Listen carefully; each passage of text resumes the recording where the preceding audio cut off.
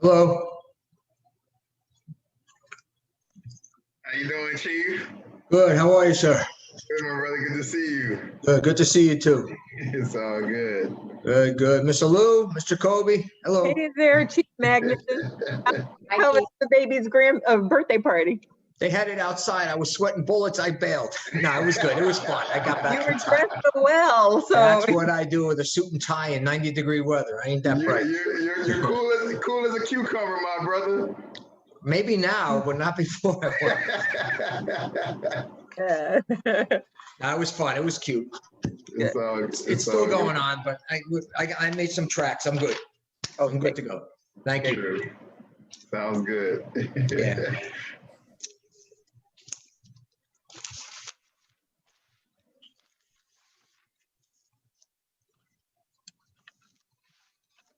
Good evening, everyone. Good evening. Good evening. How are you doing? Good. Mr. Attorney, how you doing? Good, thank you. Good to see you. Good to see you. Hi, good evening, everyone. Eunice, do we have quorum? Yes. All right. If everybody's ready, we're going to get the meeting started at 7 o'clock. Do we have the attorney and the manager on?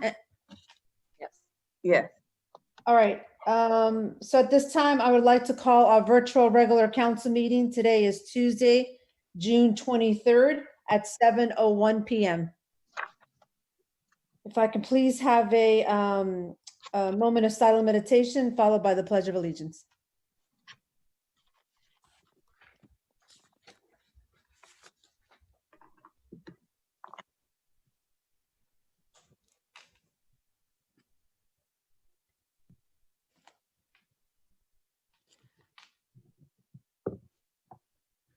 I pledge allegiance to the flag of the United States of America and to the republic for which it stands, one nation, under God, indivisible, with liberty And justice. Norman, I'm going to ask Denise for roll call, and then if you want to go ahead and state for the record, okay? Anything before our meeting? Okay, Madam Clerk, may I please have roll call? Roll call, Mayor Cubillos. Here. Vice Mayor Nickerson. Here. Councilperson Roman. Here. Councilperson Urban. Here. Councilperson Perella. Here. Also present for the record, Janice Jacoby, Village Clerk, Christia Liu, Village Manager, Interim Village Attorney Norman Powell, and Chief Magnuson. Great, thank you. We have quorum. Norman, would you like to read on the record our virtual guidelines, virtual meeting guidelines? Yes, I certainly will.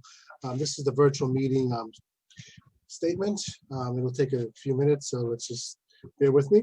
Pursuant to the Executive Order number 20-69 issued by the Office of Governor Ron DeSantis, municipalities may conduct meetings of their governing boards without having a quorum of its members present physically or at a specific location, and utilizing communications media technology such as telephonic or video conferencing as provided for by Section 120.54, 5B2 Florida statutes.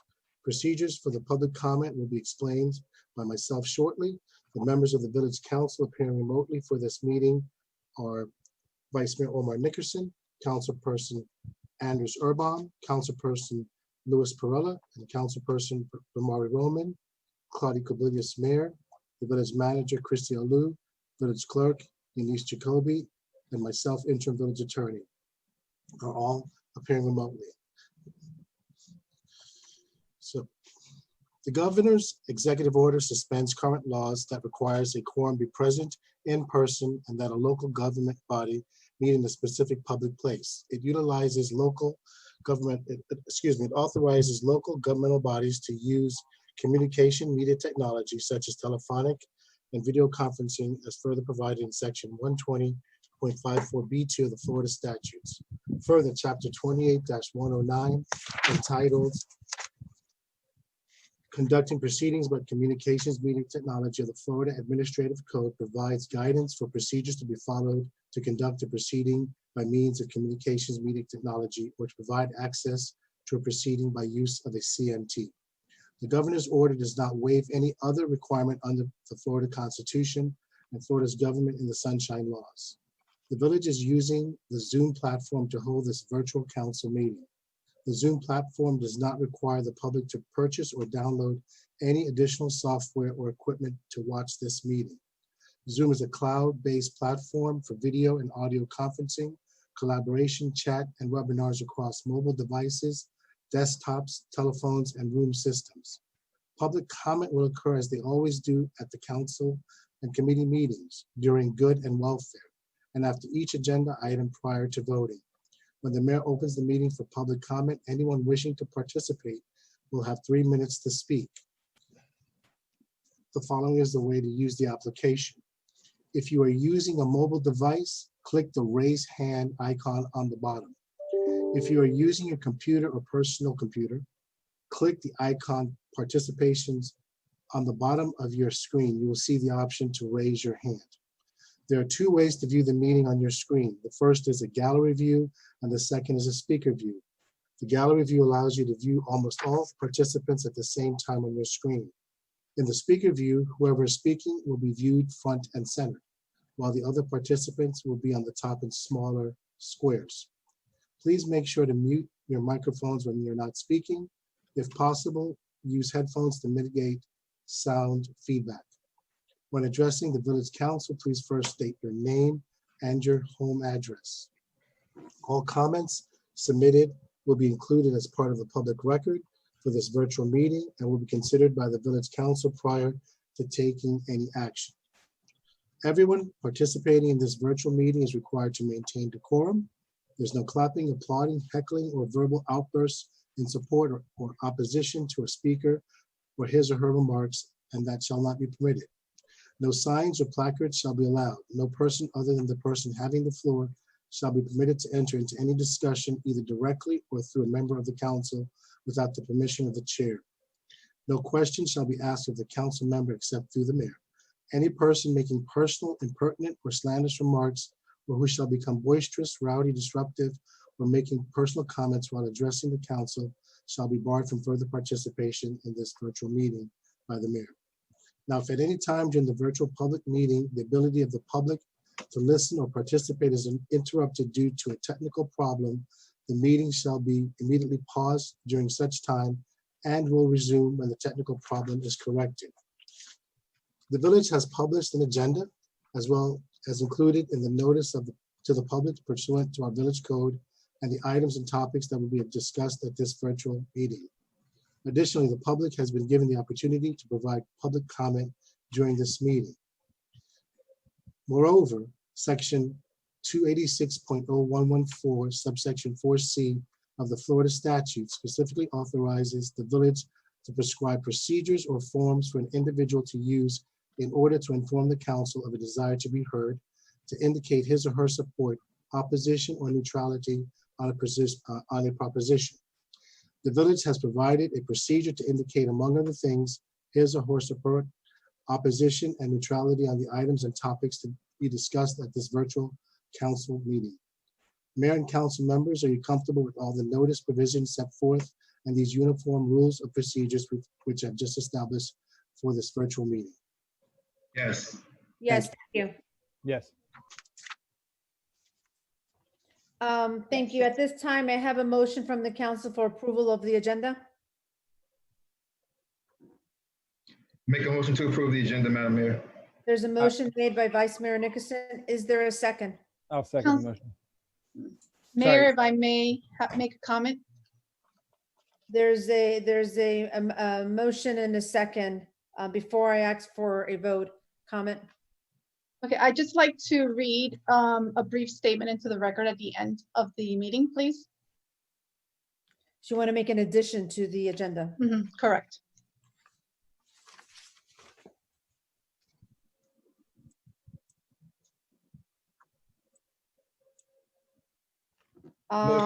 Under K and the unfinished business or L for new business? You have unfinished or general orders, which is at K or L, which would be most appropriate? I I don't know. guess I'm open to the statement. general orders is fine. There's a motion on the table. Is there an amendment to accept the addition made by Councilperson Roman? Motion to approve the agenda with the amendment, the addition. Is there a second to that? For clarification, is that amendment specific to the single statement from Councilperson Roman? It's, Vice Mayor Nickerson, you want to answer your specific amendment? My specific amendment is the motion to approve the agenda with the added amendment at the end, with the added agenda item at the end.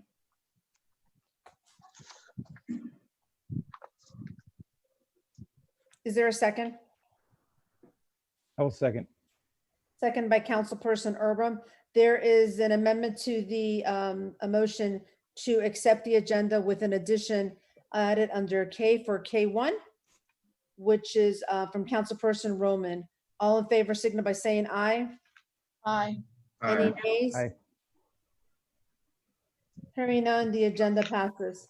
We're moving on to E. E1 is approval of the minutes for the April 28th virtual regular council meeting. Is there a motion to adopt the minutes for the April 28th council meeting? Madam Mayor, if I may. Yes. I found one problem going through the minutes. It was just one problem went through all the minutes, which is after the clerk did the roll call, and then she says, Mayor, you have a quorum. For that part, it says Councilperson Erba instead of the clerk. That's the only thing I saw, but. That's for the April 28th, correct? Yes. Eunice, did you get that? Can we make that correction?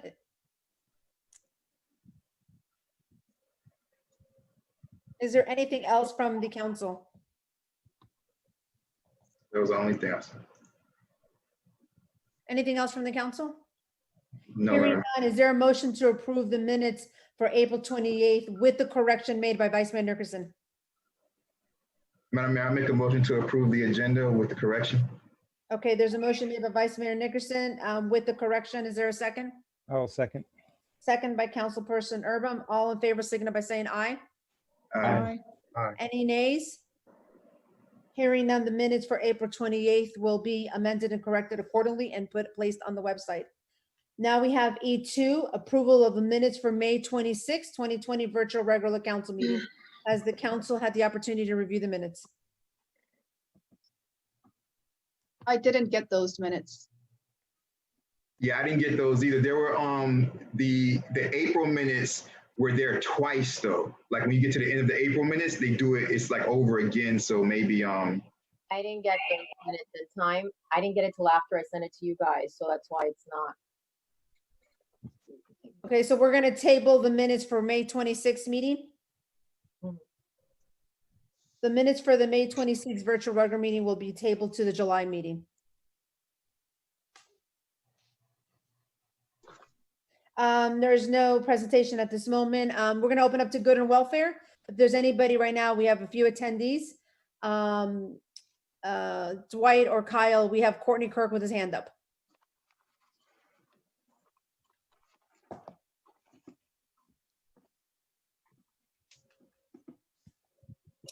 Thank you, Madam Mayor. Courtney Kirk, 265 Northeast 87th Street. I have two questions. I noticed on our grid view here, we have somebody who has not been introduced, Yolinda Herring. I'm not sure who she is, so I'd love to know who she is, and welcome, whoever you are. And secondly, I was under the impression from the Finance and Administration meeting, we were going to have the RFP at this current meeting, and I don't know why it's not on the agenda. That's the RFP for the attorney services. So if I could get an answer to that, that would be greatly appreciated. Again, thank you. Appreciate it. Anybody else from the attendees that would like to make a statement?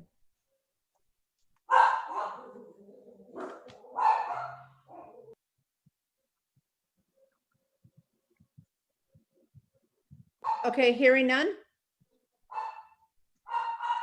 At this time, I will, Courtney, I can, Jolinda Herring was our bond attorney when we first had the loan. And she has been the bond hearing since then.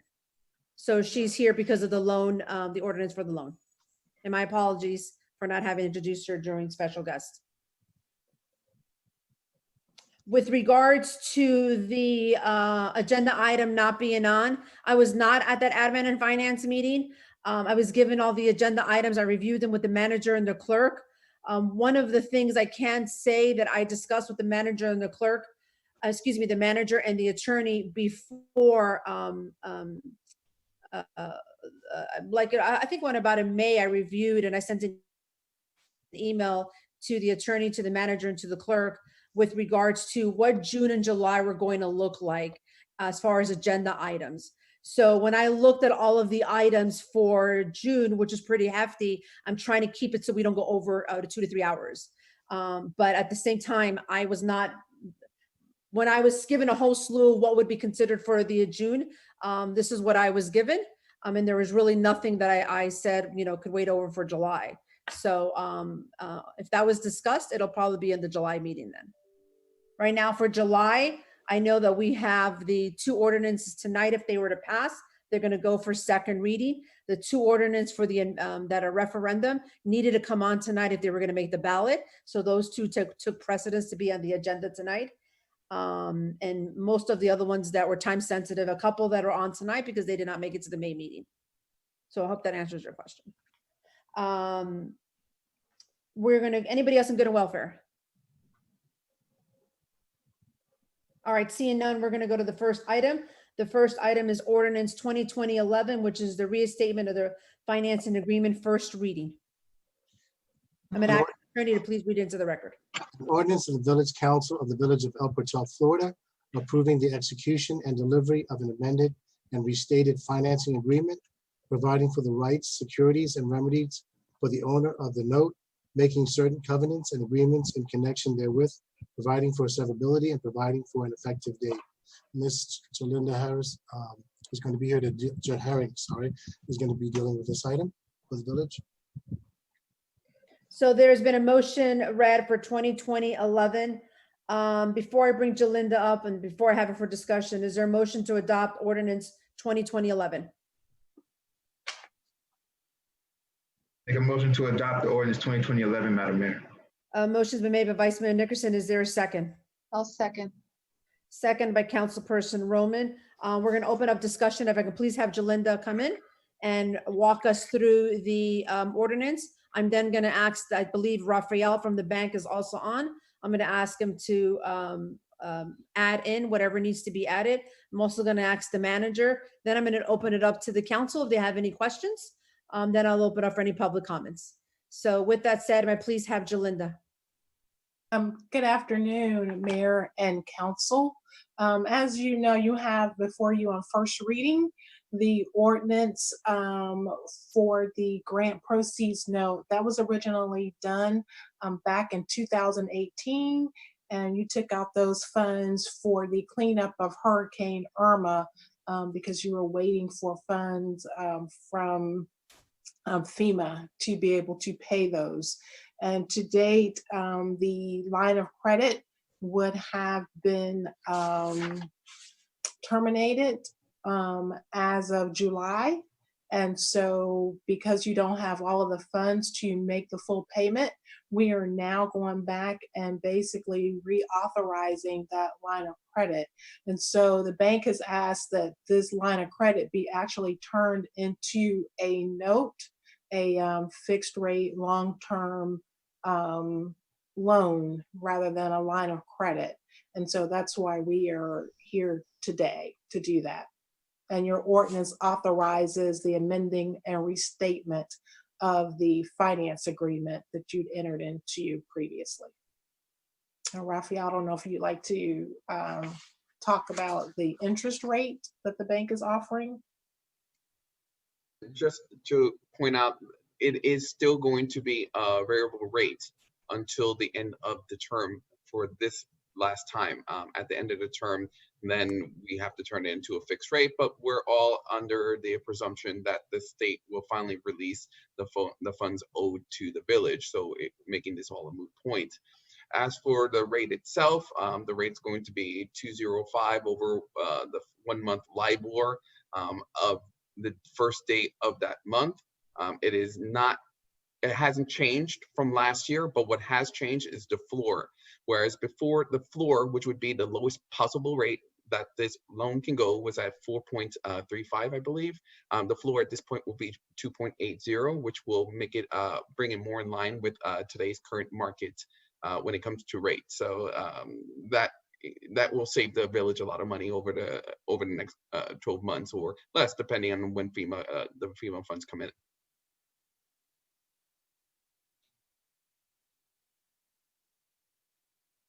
I don't have anything else to add. The mayor's on mute. Thank you, Raphael. Christia, I don't know if you wanted to add something. I just want to get some clarity on, or just for the purpose of the meeting. Raphael, could you please speak to when this would be, to the date it would be termed out? Since we're doing a modification now, how long do we have until this particular item is termed out? What is our deadline? Okay, so right now, as it stands, the current loan will expire at the end of July. Right. If this ordinance were to pass, the second reading will be also at the end of July. So they're basically, what it is a renewal for 12 more months, starting July 29th and carrying into July 29th of 2021. Right. Okay. Thank you. I just wanted everyone to be clear.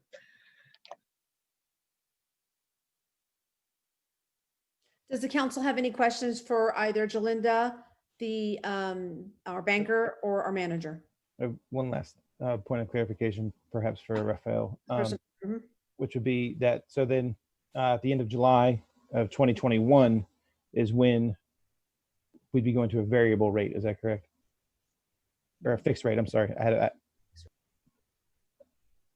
So what will happen is as we approach, I would say at about May of 2021, we're going to have to, if there's any funds still owed, we're going to go back to the village and ask, how is it that you want to proceed with this? It will need to be a term loan, whether it's a term for 1 year, 2 years, 3 years, 5 years, 7 years, 10 years, is really up to negotiation at that point, but it will be a fixed rate. Okay, got it. Thank you.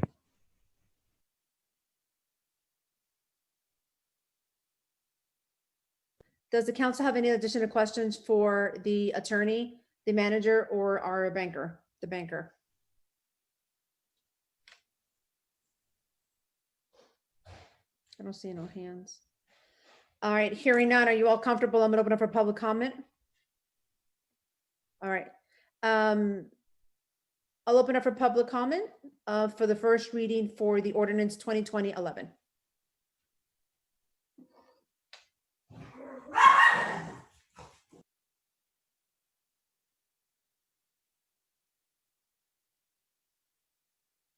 Okay, hearing none, I'm gonna open it. I'm closing public comment and it open for the council. There is a motion made by Vice Mayor Nickerson, second by Councilperson Robin. If there's no other discussion, I'm gonna ask the clerk for a roll call, please. Madam Clerk?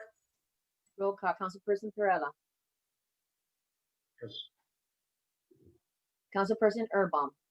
Yes. Councilperson Roman, Yes. Vice Mayor Nickerson, Yes.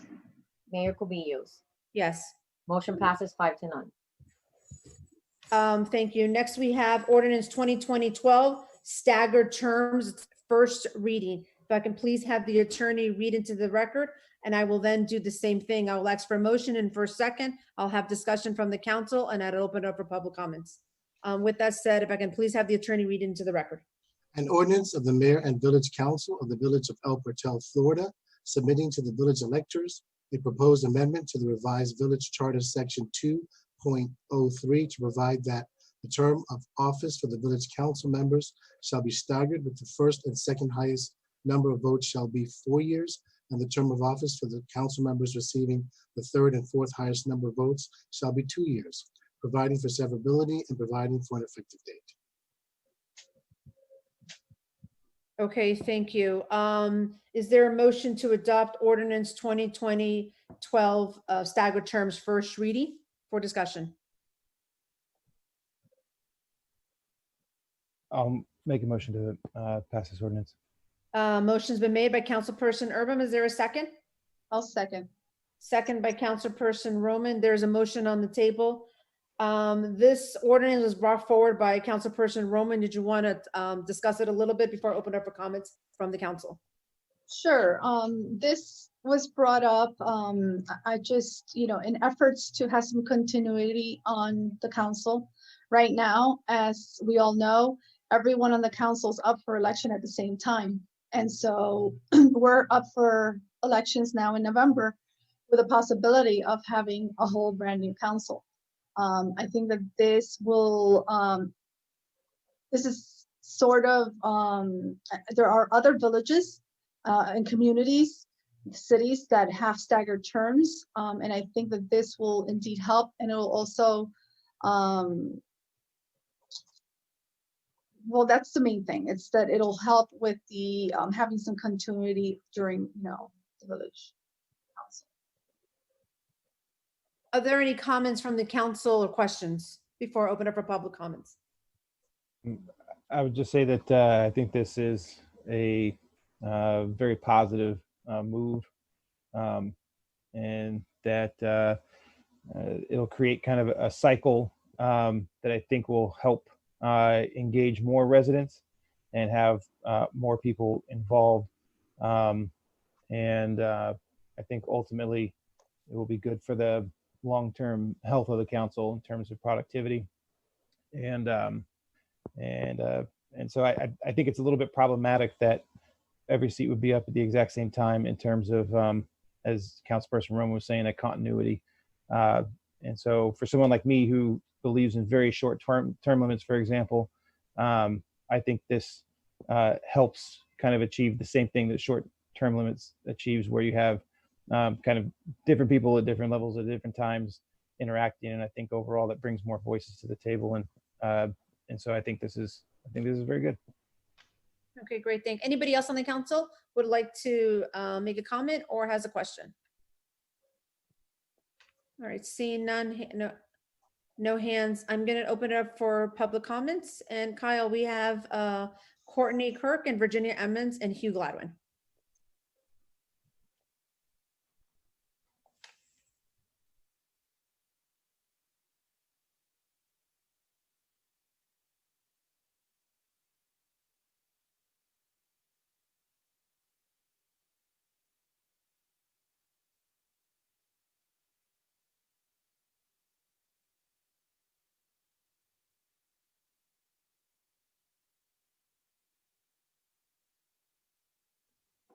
Thank you, Madam Mayor. I speak at this point in opposition to this. I find this is very problematic. One of the great benefits in having 2-year terms is the fact that the council members have to be responsive to the villagers for fear of being voted out. So if they make a decision that is significantly against what the villagers want, they are voted out the next term. If that term is 4 years instead of 2 years, that gives them less interaction with villagers, less need to be in line with the villagers. Further, this doesn't create truly staggered terms. What this does is give a longer term to the two highest vote getters, which leads to the same problem. If you truly wanted to do staggered terms, you would have 4-year terms and do it kind of like the US Senate does, where a portion, in this case half, would be on 2020 and another half would be 2022 or further years out. Again, I don't think that's a good idea. I think it's a very bad idea because it reduces the touch points and the responsiveness that the council members have. I strongly urge you to reconsider why this might be of benefit. I've been in the village for almost 16 years. There has yet to be a time where we have not had some carryover. So I believe this is a solution in search of a problem. And I'm very curious as to why this comes up now. It seems odd timing without benefit. Thank you, Madam Mayor. Again, sorry, Courtney Kirk, 265 Northeast 87th Street. I apologize. Thank you. Thank you, Courtney. I was going to ask you that. I just saw Kyle. I just saw Sandra Valencia just popped in. I hadn't seen her hand up, but she can definitely be next. And now we have Virginia and Hugh. Sandra, are you on?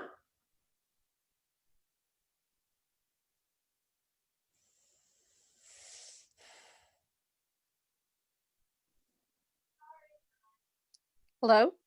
Hi, Sandra. Yes, we can hear you.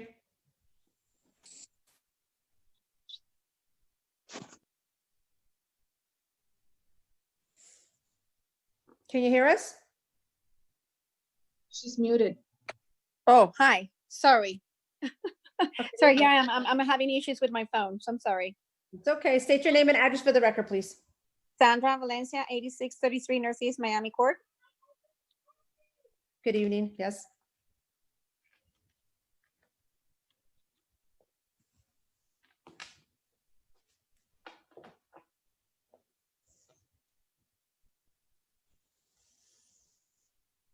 I think we lost her. She got disconnected. I don't see her. Yeah, Kyle, I think we lost her. We can bring her in. I think she's coming. No, I don't see her coming on yet.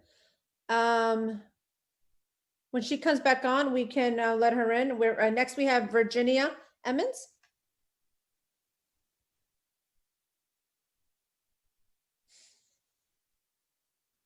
Hi, thank you, Madam Mayor. This is Virginia Emmons, 8665 Northeast Miami Court. I had a question for clarification. And I think Courtney may have answered part of that question. My question was, is this a one-time proposal, whereas you're saying that for this next election, the two highest voters will have a 4-year term, and then we're going to revert back to 2-year terms so that we achieve both staggered terms and solve this problem? Or is this heretofore anybody who has the two highest votes get to serve for 4 years, which I don't know if that actually accomplishes the goal that I think you have in mind.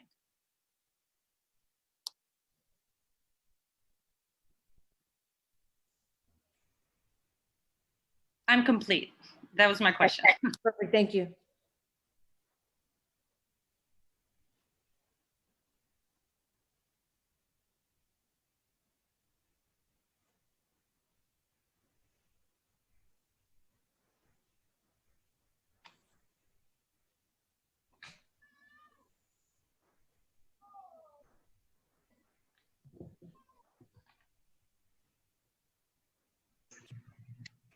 Mr. Gladwin might not know he's muted if he's speaking. Wait. Hello.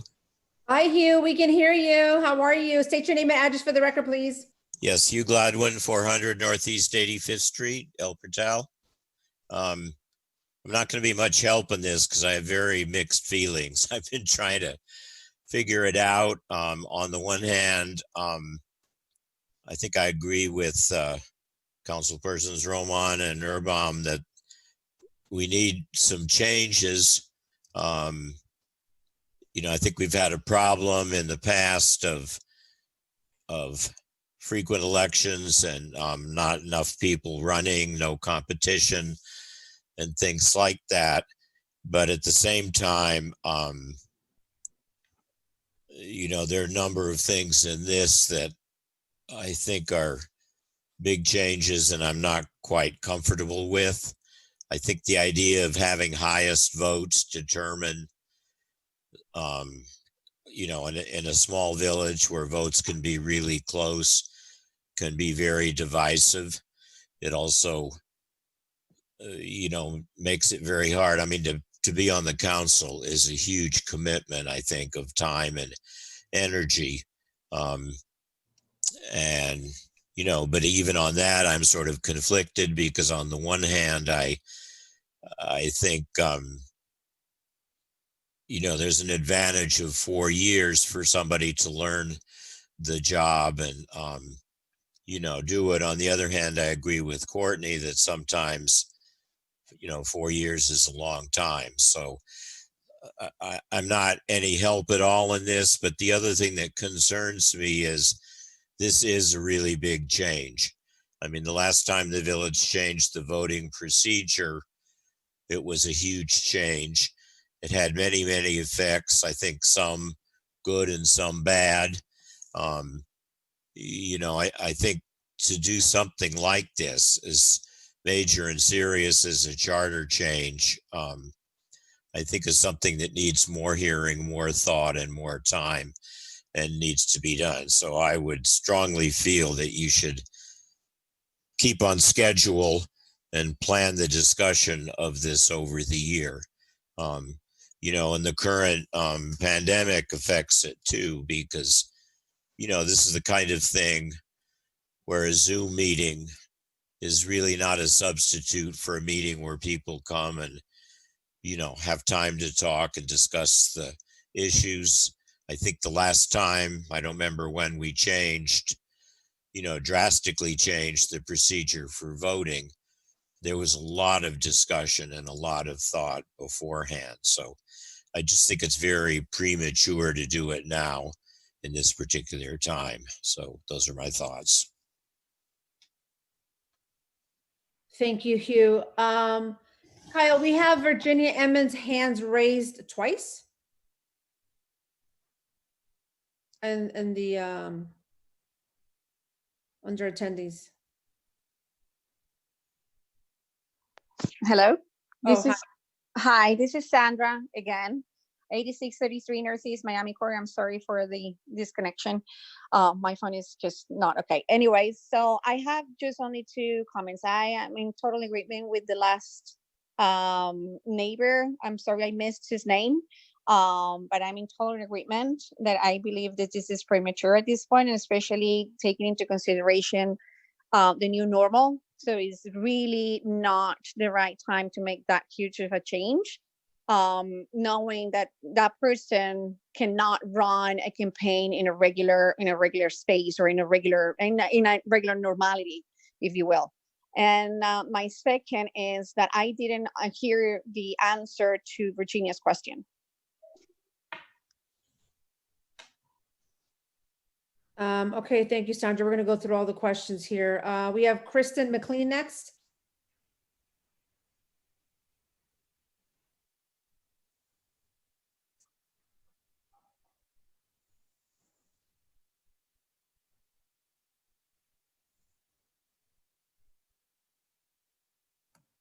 Can you guys hear me? Yes. Good evening. Oh, hey there. This is Kristen McLean, 270 Northwest 86th Street. And I want to kind of thread the needle between the different points of view that we've heard already from the residents, because I think that the idea of codifying a kind of transitional strategy for the council is really good. So it's always struck me, and to Courtney's point, I take his years of time in the village to heart, that we've never had complete turnover, but just because we've never had it doesn't mean it couldn't happen.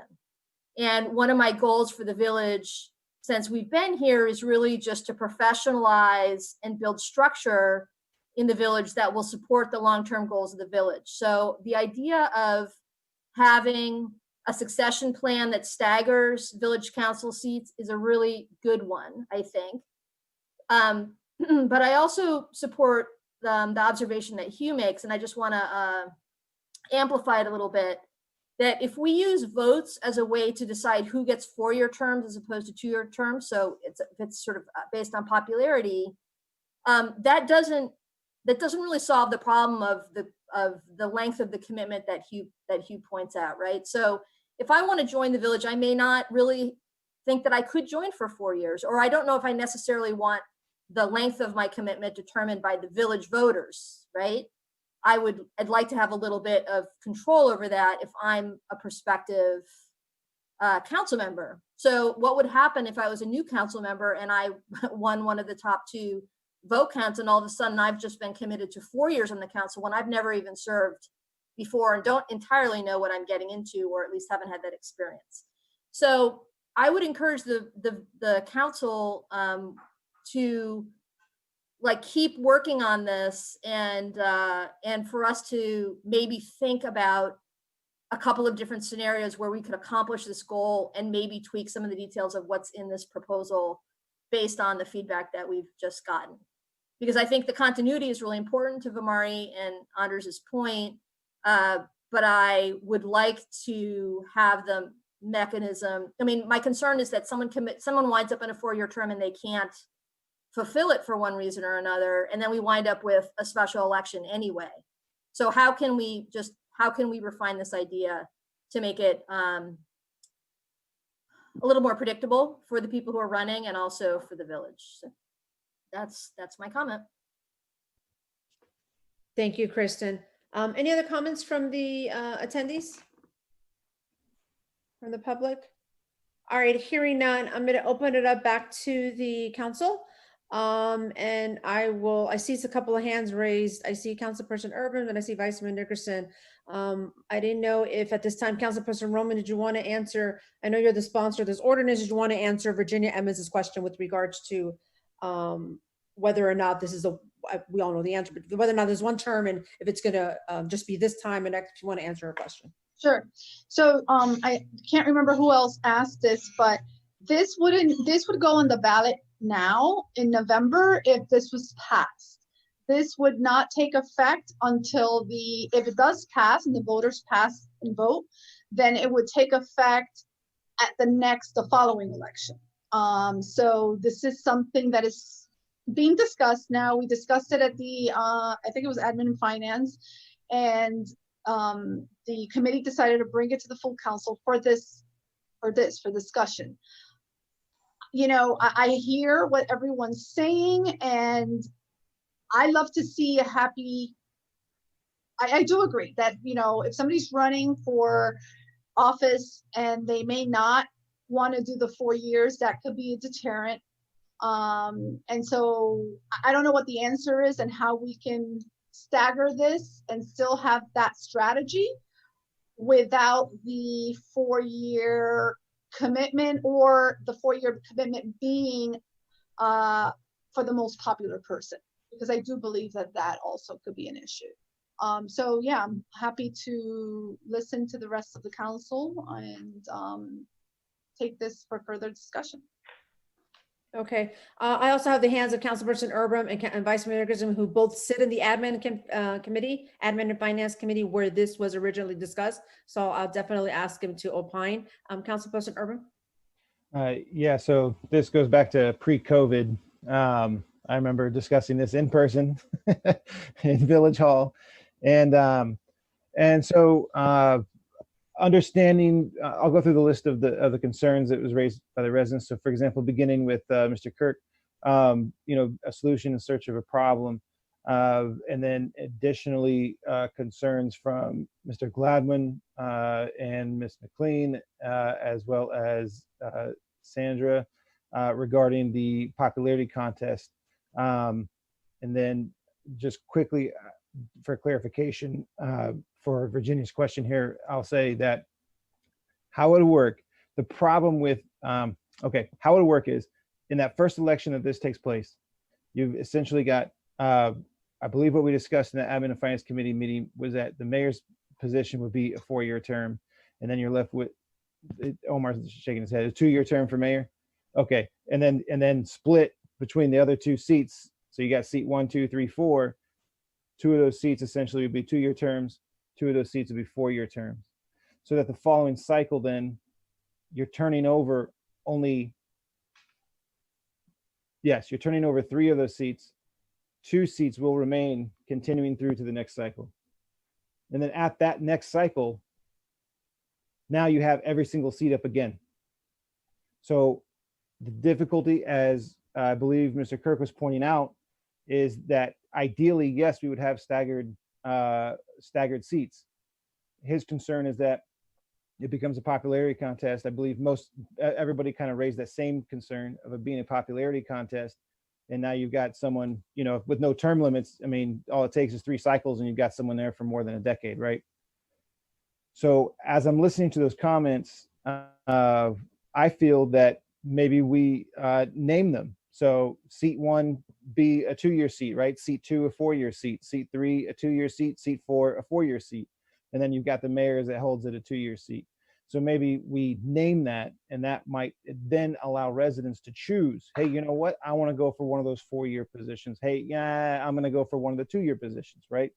And so that might be the solution that by naming that exactly, maybe that solves the popularity contest aspect of it and achieves the goal that I think we're all trying to get to, where we have larger community involvement and more production, you know, like a less learning curve, I guess is what I would say. So it allows for better productivity among the people sitting on the council. So, you know, my experience as a first-time person into, you know, this foray of politics is that 2 years goes by outrageously fast. And so for people, you know, entering and wanting to, you know, do public service, 2 years is really gone in the blink of an eye. So 4 years is almost, I feel, necessary to kind of, you know, take account for that learning curve, allow for people who aren't already on that curve to be productive and be public servants. And then in that regard, you know, what I think Mr. Kirk is trying to ultimately get to is say, hey, you know, every seat should be 4 years and staggered. But I believe what we established at that Admin and Finance Committee meeting all those months ago was that this would be a first step to achieve staggered elections. So, I don't know if that helps with Virginia's clarification. I'll just say it one more time. In that first election cycle, so this November, the residents would vote to accept this or not. In the next election cycle, you would have the mayor's seat as well as 2 council seats, which would be up for 2-year terms. And then you would have 2 council seats up for 4-year terms. And what that would then at that time create is a staggered election cycle where the following cycle you have 3 seats up, 2 seats pass through. And then in the following the 2-year cycle after that, now you have once again every seat up. So every other cycle we would have all the seats up at the same time. So you know, I could see that this would be the only way we could get to a place where maybe every seat was 4 years and staggered. This is certainly still going to be a first step. So so in summary, label the seats as well as to whether or not they're 2-year or 4-year terms. And I think at that point we'd be in pretty good shape. Vice Mayor Nickerson? Thank you, Madam Mayor. I appreciate it. Well, first of all, these are all great ideas. I think the main thing that that everybody just needs to keep in mind, all the residents, is that this is an ordinance. And so as Councilperson Roman said, which was the reason why I first raised my hand, is that the villagers, the citizens will vote on this. So that you guys, so everybody watching this tonight, this is not something like, oh, the council's trying to ram something through and we don't have any say, because whether this passes or fails tonight, if it does pass, you all have the final say, because this will be like on the ballot in November. And if more residents don't like it than do, they can vote it down, as you vote for president and all that type of stuff, and the council season, whatever it is, this will also be on that voting ballot if it were to pass tonight. So ultimately the residents get the final say on that. As far as the seats and the 4 years and 2 years, it's funny, Councilperson Erbaum, when Ms. McLean was speaking, I wrote that down. I have it right here on my paper. The first thing I have here is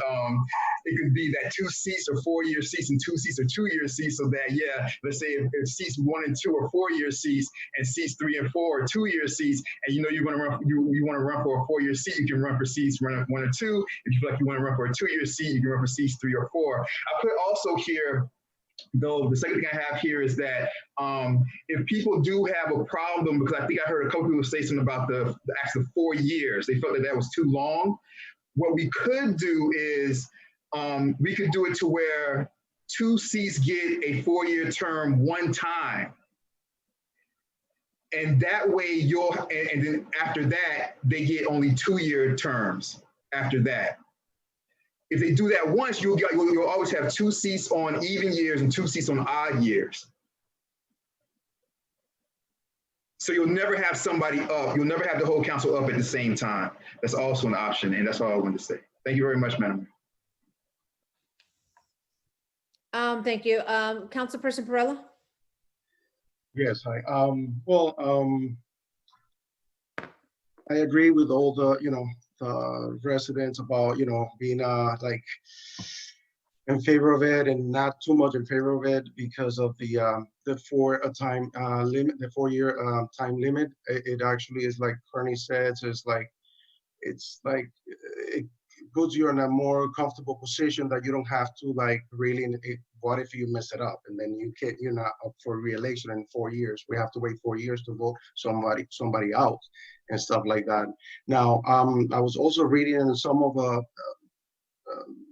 municipalities that have the staggering position that they also have a time limit when it comes to the mayor position.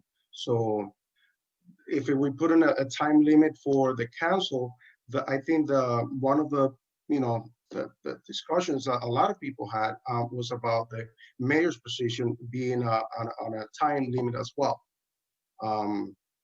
Maybe 1 term, 2 terms, but not, because I mean, I'm very new in this. The first time ever that I do something like this, but I've seen, I've been in the village for 7 years, and I've seen Nickerson for a long time in the council, and I've seen the mayor for a long time, and as well as is Demarais. I don't think you have gotten anybody to run against you all, and you've been on the council for more than 4 years. So it's like, and also, I mean, is it the right moment to do it? Like Mr. Walden was saying, probably not. Especially these elections are going to be mailing ballots and all of that. So it's kind of like, I'd rather these to be moved to another time. I don't think is the best time to do this, and also financially, right? It's costing us $4,000 to put all these things in the ballot, almost, right? And I think we're not in the best position to be like, I don't know, doing something that I could wait probably, when we're financially in a better position, I guess.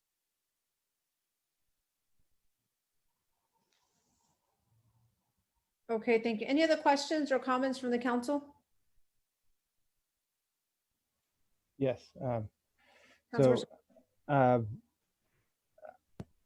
Listening to the comments from the residents, again, this is why participation is so helpful, and we, can't do our jobs up here without input from the residents. It's just not possible.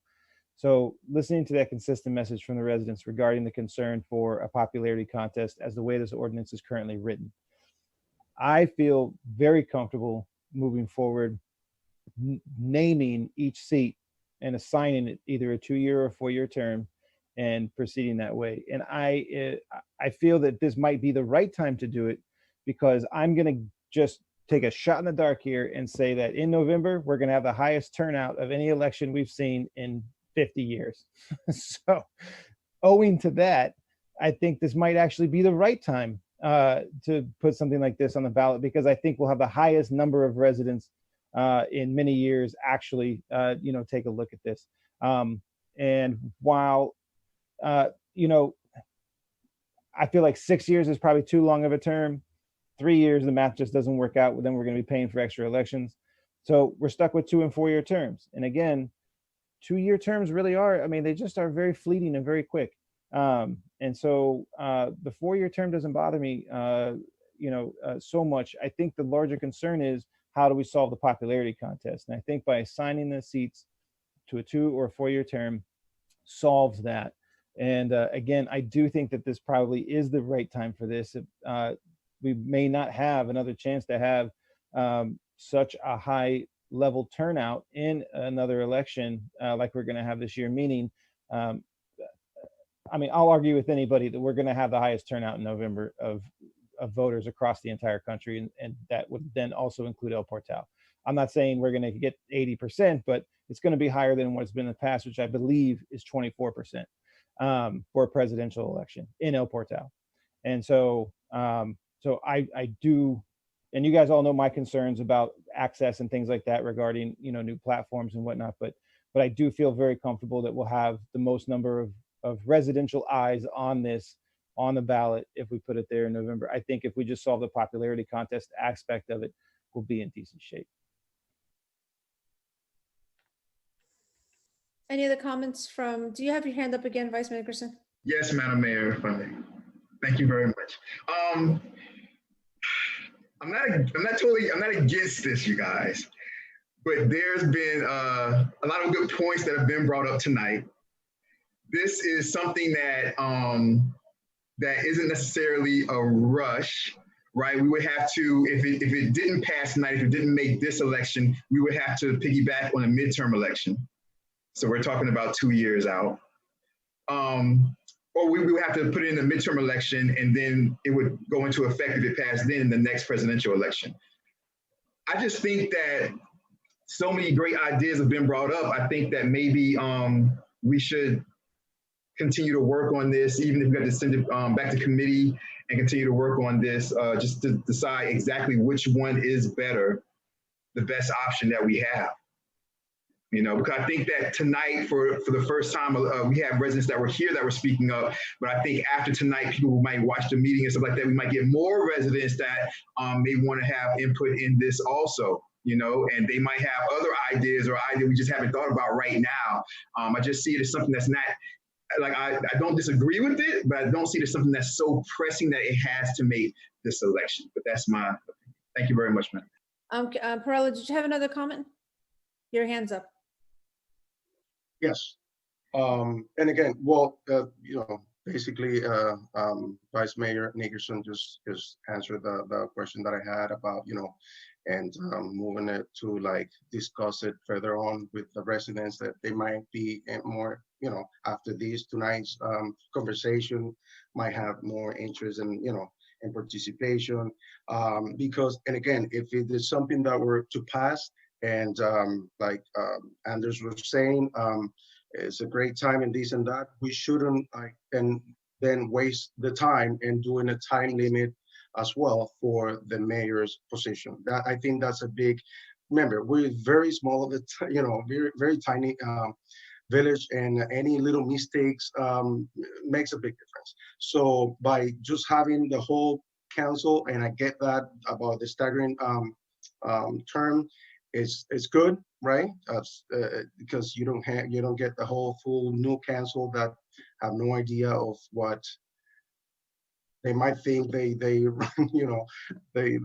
got into to help the community. And so if we were to pass this, or having the staggering terms, and I said it again, we should also include the mayor's position to be, to have also a time limit. Whether you guys, whether it's 2, like I said, 2, 6, 4 years, whatever, but it should also have a time limit. So I see a couple of hands up. I'm going to make some comments here because I haven't yet. I've been waiting. So the question I have for the committee that I didn't get in the ordinance, I don't see any term limits. This is just simply staggered terms. So there is no term limits on any position. Is that correct? Okay, so this is simply to stagger the terms. There's no identifying term limits. Is that correct? Correct. The second thing I had a question was actually a comment. I'll remember this is simply a first reading. When I saw this, one of the things I would recommend is a town hall. Now, I know we all are saying that, you know, COVID-19 has drawn us to Zoom, but I must say that COVID-19 has drawn a lot of things a lot closer, because when I look at the attendees, I see more residents on here than again that I've seen in my 12 years here, and I'm proud to have served 12 years here. So, and I can say in 12 years, I don't have 12 residents regularly at the council meetings. So I do believe that Zoom platform has offered the opportunity to many residents to be involved, to actually hear and listen. I would be very comfortable if this would pass tonight, simply because there's an opportunity to have a town hall, which I would encourage the sponsor of this ordinance to have one. And really allow the opportunity to have more conversation, because a town hall can be also a workshop. Then you go into the second reading. The ordinance can still be amended. This is a first reading. You're going to go into a second reading. Hey, we get into the second reading, we don't like the amendments, then we don't like the, you know, then it doesn't have to pass. But there's the beauty of an ordinance that goes into a referendum. There's two readings. You know, everything we do today impacts tomorrow. So throwing the ball down the curve and not allowing for progress and opportunity may not be the wise thing also. I think people have the opportunity and are very curious. They want to hear what's going on. They want to be proactive. And if this were to even go through, as Councilperson Urban said, this is not even going to come to fruition for 2 to 4 years. So if you all don't do this now, you all have to wait 2 years for it to happen. And then it's going to be, so I really think that this is a real opportunity to have conversation. You all have had great input for some residents. Maybe you all want to mull it over in a town hall, maybe, you know, make some edits on the ordinance, but keep in mind that this is a first reading. There's no term limits on this. And if that's something that you all think that's happening, this ordinance does not have term limits. So if that's something that you all are going to add, I believe that's a different section, and the attorney can correct me if I'm wrong. That would have to be another ordinance. The next thing I wanted to say is I've heard the word popularity a lot, and that would make me giggle a little, because, you know, you're only popular if you actually work. And I can tell you, your popularity can change. So just because you think you're popular, you're not popular. And when you think you are popular, you're not. And when you think you are, you're not. So it's very interesting. And what I can say in 12 years, to be popular, if you want to call it, is because I know you work. Because if you work and you show up and you're going to do the work, chances are you're going to continue to get voted on. If you're not going to do the work, doesn't matter if it's 1 year, 2 year, 4 year, you're going to be knocked out. So it's not popularity. I take two things. I've seen many people run for office and they put their heart and soul in it. And when you put your heart and soul, it's gonna turn out to be in numbers, because you put what you put in is what you're going to get out. And at the same time, when you're in office, what the quality of work that you do is going to really impact whether or not your numbers are going to be. Because while many residents do not come, they are aware and they do listen, and they are in tune with what is going on in the village for the most part. So that's my 2 cents on popularity. I want to put this up for a vote too. So I think that Councilperson Roman and Councilperson Urbam has their hands up again. So Councilperson Roman? I was just going to say that I agree with everything that Urbam said. I also agree now with everything that you said, Mayor. I do believe in moving this forward. This is the time we are elected to move things forward, not to continue to put things to the side and hold on to them, and then they never come to fruition. And so, you know, I think the idea of a town hall, absolutely, it's something that we need to do, and get some additional feedback so that we can edit. I like the idea of the, you know, seat 1 for 2 years or whatever it is, however we do it. I like that a lot. But we can certainly get more feedback at a town hall and bring it back to the second reading. And so that's where I stand with this. I'd like to see this pass for the first reading and then bring it back, have a town hall and then bring it back for a second reading. Councilperson Urban? Yeah, so I agree. It's a bit of a conundrum trying to solve the popularity contest of, you know, an election, but considering it is by nature a popularity contest. So, but aside from that, I absolutely hear what Councilperson Pirella is saying, because I mean, I'll just tell you, I think I've said this before. One of my favorite bumper stickers ever says "Re-elect no one," and you know, I saw that as a young man, and I've considered that, you know, throughout my life, honestly. And it actually is something that I believe is very close to correct in terms of my own personal philosophy. And so I've actually considered, for example, term limits where it was like no more than 2 consecutive terms, for example. But then you create a situation where you've got people bouncing back and forth between private and public sector. This is almost a problem we have in our politics in terms of, you know, lobbyists and the money moving back and forth so freely and things like this. So I'm an idealist. So ideally, I'm thinking, oh, you just limit them to consecutive terms, let them go get more experience, you know, in real life, and then they come back and bring that experience to public service, and that makes everything better in government, right? But we see that that's not, you know, really the way things truly work. And so I am entirely in favor, unequivocally, of term limits, and severely short term limits at that. But again, and you know, I do feel comfortable moving this forward with a simple amendment in terms of naming seats and number of years. And you know, I mean, the mayor's seat, for example, first of all, we have a council mayor structure where we don't have a strong mayor, so that's not the same type of issue that other municipalities have, you know. So I think we're benefited by that here in the village with our current structure. And then in addition to that, you know, we agreed that the mayor would stay at 2 years, and so that would give the most opportunity for the residents to have their voice in terms of that position. So, you know, certainly I would support at some point in the future, you know, term limits, and I'm on kind of the radical side of that because I support such severely limited term limits, small term limits. But I feel very comfortable moving forward with this, with just a couple of amendments to address which seats would be 2 and which would be 4. So. All right, I know we've been on this topic for a little bit. I want to call for a vote. Councilperson Roman, is your hand lowered? Councilperson, is your hand lowered?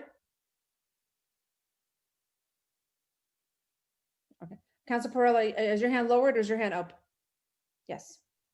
Yes, just the question is for the lawyers. So if this were to pass for its first reading, you can, you know, I know we can amend and many little things here and there, and then we can, if we decide to go with time limits for, you know, whatever, we can do it, right? It doesn't mean like the way it passes tonight is gonna stay, or. Yeah, that's a great question. In fact, I was going to interject. I think with the discussion, it sounds like there's consensus to amend the motion to include a direction to myself to amend the ordinance based upon today's meeting to actually designate each seat number to either a term of 2 years or 4 years, and make that amendment. Now, there's no consensus that I hear on the term limit for the mayor.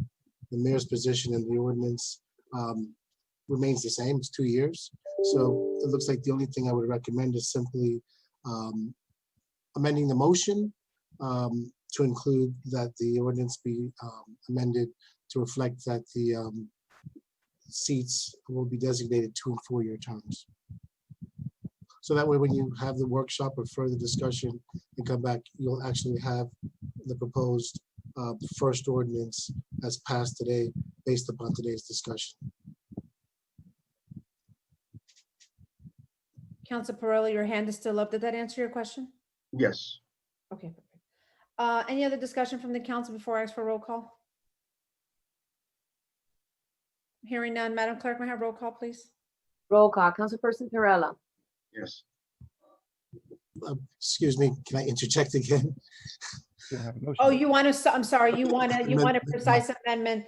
Okay, I apologize. Okay, you're right. The You're right. Urban amendment, please. I'll take a crack at it and say Thank I'd like to make a motion to pass this ordinance with the amendment of, I'll say, odd seats, seat 1 and 3 being 4 year seats, seat 2 and 4 being 2 year seats, and leaving the mayor's seat at 2 year terms. That's my motion. I'll second. All right, Councilperson Urban made a motion. Vice Mayor, Councilperson Roman has made a second. Madam Clerk, roll call. Roll call. Councilperson Perrella.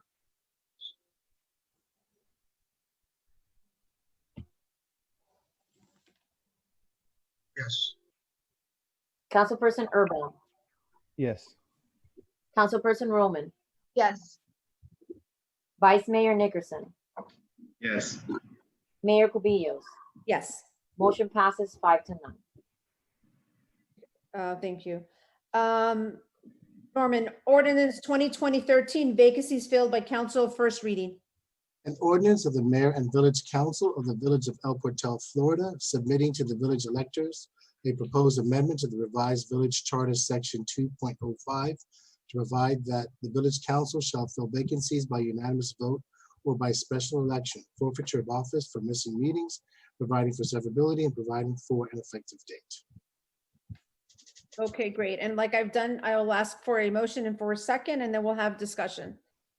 Is there a motion to consider ordinance 2020-13 on its first reading? Vacancies filled by council. Then I'm going to ask Councilperson Roman, which I believe is also a sponsor of this, to give us more information on that. And then I will ask for discussion from the council. I will close discussion, open it for public comments for it, close it back up, discussion again, and then we'll go for a vote. At this time, is there a motion to adopt ordinance 2020-13 on its first reading for discussion? I'll motion. Motion made by Councilperson Roman. Is there a second? Second, Madam Mayor. Second by Vice Mayor Nickerson. There is a motion on the table, ordinance 2020-13. Again, I'll defer to Councilperson Roman, who is a sponsor of this ordinance. Okay, thank you, Mayor. This has two parts. The first part is the forfeiture of office. We've seen in the past that this has been a challenge, so we brought in where if someone misses 4 consecutive regular meetings without being excused by the council for any meetings missed, a council member should forfeit his or her office. If he or she misses 6 regular meetings during any 1-year period commencing January 1st and ending December 31st. So that's the first part of the ordinance. The second part of the ordinance is for in case of a special election. So this past term, we had 2 separate special elections. We had one for Councilperson Dreyer and Councilperson Mathis. And so this was an effort to, as we all know, elections are very costly. So in efforts to save the village some monies with elections. When I brought it up, it was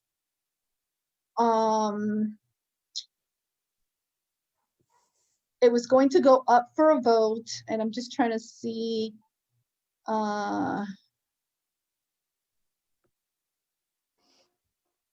When I first brought it up, it talked about in less than 6 months remain in the unexpired term, the vacancy shall be filled by majority vote of the remaining council members within 30 calendar days following the occurrence of the vacancy. If 6 months or more remain in the unexpired term, the vacancy may be filled by majority vote of the remaining council members within 30 days calendar following the occurrence of the vacancy pursuant to a special election, which shall occur within 45 days from the period of the vacancy, or as soon as allowed by the supervisor of elections, in no case to exceed 90 days. If the council fails to fill such vacancy by appointment or call a special election as provided by subsection 2 above within 30 days after the occurrence of vacancy, the mayor shall forthwith call a special election and provide a period for qualification of candidates, all within the times provided in said subsection, provided, however, that the special election must be held more than 120 days prior to the next regular election. When I brought it to the admin and finance, the committee members wanted this to be anonymous. We moved it to the full council. I still do not agree with the unanimous vote, but I thought it was important to bring it to the full council for a discussion. Thank you, Councilperson Roman. I know that Councilperson Urban and Vice Mayor Nickerson also sit in the committee. Did you all want to add something to this ordinance in terms of comment? Councilperson Urban? Yes, so I was, I'm in Muni Code looking at the charter. The attorney might give me some direction on if I'm in the right spot. I'm looking at part 1 of the charter. I believe it is Article 2, Section C, Paragraph 1. No, forgive me. Hold on. I'll tell you right now. I'm on my other. I can share the screen on this computer, but I got it on this other computer right now. So it's Article 2, Section 2.05, subsection C, Paragraph 1, continuing Paragraph 2, Paragraph 3. Would I have permission to share a screen if I could bring it up on my computer? Kyle, does he have ability to share screen? I believe so. Yeah, you have the option in the bottom, I believe, Anders.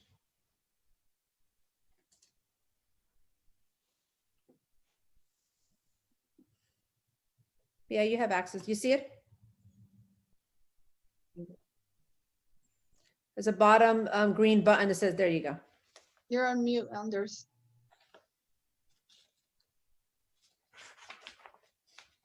Thank you, Councilperson Roman. Okay. All right. So when I go to Muni Code, can everybody see my screen? Yes. Okay. So when I go to Muni Code, I'm looking at part 1. And we're going to go to chapter 2.05. Okay. And now we have C. I don't know if is it too small? I'm not sure what you guys can see.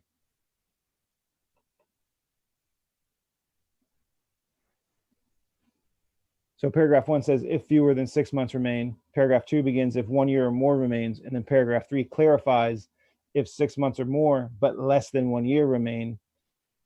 You know, as I'm looking at this, I feel like I remember my comments in the last time we discussed this, which I again believe was pre-COVID, was that there should be a unanimous, if the council is gonna fill a vacancy, there should be a unanimous decision. And if we can't come to a unanimous decision, then the council doesn't get to appoint somebody in this event, right?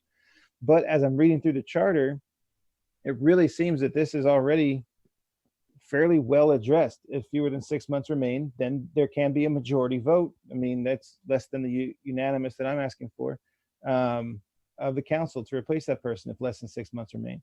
If a year or more remains, then you have a special election.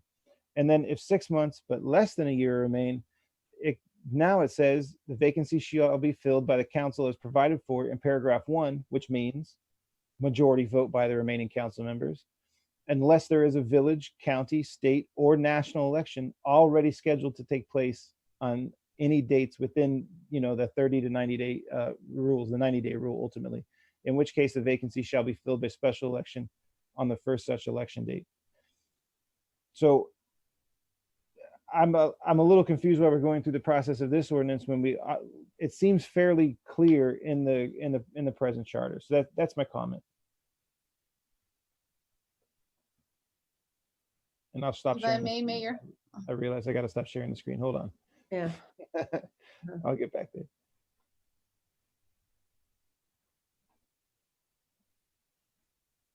Stop share. There we go. Okay. Okay, perfect. Councilperson Roman and then Vice Mayor Nickerson, which are all members of the Admin and Finance Committee. Go Right. ahead. So this, to answer your question, Councilperson Urban, this was really brought up to fill that middle, that 1 year. And so, but leaving it as unanimous, then it wouldn't make a difference. It wouldn't make sense for us to have it. If we added it the way I proposed the ordinance, then yes, it does make sense to have it, if that answers your question. Not entirely, because like the middle part in the charter addresses, more than 6 months left in the term, but less than 1 year. So, that's the less than 6 months. Okay, majority vote by council because there's such little time left. That I understand. Even my idealism lets me understand that and move on from it. And then that middle part though of more than 6 months, but less than a year, still a very short period of time. But the charter is fairly clear right now that you still are in need of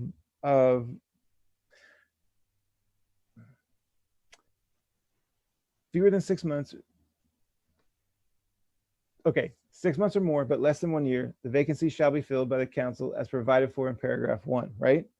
So we're already there. Me, like now, this wasn't even on my radar, but now I'm thinking, well, we should change paragraph 3 to say, if there's more than 6 months, but less than a year, this is where I'm at with the unanimous vote, which is, I think, is how we kind of arrived at this position with the wording of this ordinance.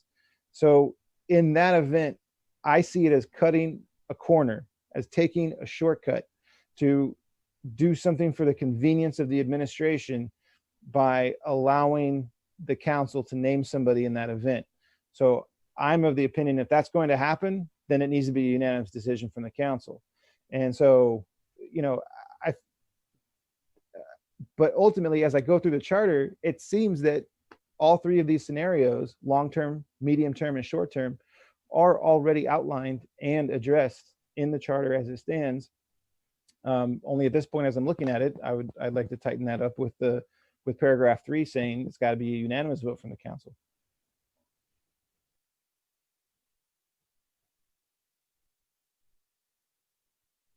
I didn't know if Councilperson Roma wanted to say anything. If not, Vice Mayor Nickerson is another member of Admin and Finance Committee. Any comments? Thank you, Madam Mayor. Appreciate it. I just want to say I am for unanimous. I mean, the main reason is that, so let's say if there's an open seat, so let's say you have 4 council members that are left. I think that it's a good thing. I think it's part of like the democratic governmental process that, at first those 4 members might not agree on who should be the other council member. But if you're going to appoint somebody to the council, then I think that, you need to be able to discuss with one another and make compromises and come together to find like, common ground on an individual that would be appointed. Because I think if it's just majority, then you just might have it to where politics start to get involved and things like that. Up here on the council, all of us right here, we're not going to always be here. And so like, let's say, we get along and we might be able to work through it in something like pretty easy when it comes to things like that. But other councils just might not be able to. Other councils might, it might be a political decision and things like that because when it's majority, it's like, oh, well, we just need these votes and we can like, take somebody that we know and put them in and ignore, what I mean? Like the one other council person or something like that, like, ignore what they want and things like that. But if it's unanimous, even if you have 4 members left and you have 3 members that see it one way, that last member just doesn't get shunned to the side. That last member, that 4th member just doesn't get ignored. That person's voice still holds weight. And I think it's the only way that can happen if it's unanimous. Otherwise, everything else I'm in full agreement. Thank you, Madam Mayor. Any other discussion from the council members before I open up for public comments? Yes. Lewis? Yes, thank you, Madam Mayor. To complement what Nickerson had just said, I have a question for the lawyer because there's a little contradiction over here as far as like conforming or constituting a quorum. Is that 3 members constituting a quorum, or if it's only 4 left? A quorum is determined by the total number of seats on the council. So if there's 5, a quorum is 3. So in other words, if only 4 show up, you still have to get 3 votes of those. Exactly. So if you Only go, three? I'm sorry, go ahead. And I was gonna say, if only 3 show up, you have to get a unanimous vote of all 3. Exactly. So it is contradictory here because you know, and on page 2, letter C, where it says, you know, if less than 6 months or remaining of the term, the vacancy shall be filled by unanimous vote of the remaining council members constituting a quorum. So it's like, to me, that's like 2 things at the same time. It's either unanimous vote or a quorum, which it conforms of 3 members, not 4. Well, They conform of 3 members and not 4. Let's say if the 4th member can attend to the meeting where this is being brought up or voted on, you know, then if you have 3 members, that will conform a quorum and it's okay. So that contradicts what unanimous leads to. Well, I think, I understand what I think you're saying, and let me just make sure I'm answering it based upon what I think you're saying. If a council person has been removed, there is no longer on the council, you're automatically down to 4 members. Your rules and quorum requirements provide that a quorum still would be required to have 3 council persons in attendance. So if there's a duly noticed meeting concerning this item and only 3 of the 4 show up, you'd still be required to get a unanimous vote of all 3. If the 4th shows up, you have to get a unanimous vote of all 4. The ordinance is not drafted to predict what's going to happen in terms of attendance requirements in the future. So obviously, if only 3 show up, it's a less of a standard or hurdle for that particular item or vote to pass. So if it's fine because the 3 conforms a quorum. Right. So what if I'm just walking through what you're saying. So what if you're suggesting is that in order for this to for the council to actually appoint someone in the absence to fill the vacancy, that must be filled by all 4 of the remaining council persons, that could be an edit to unanimous vote. Yes. The ordinance. So in other words, you would say a unanimous, for purposes of this provision, a unanimous vote shall mean all 4 of the remaining council persons. Yes. I think that's what you're getting at. Yes, definitely.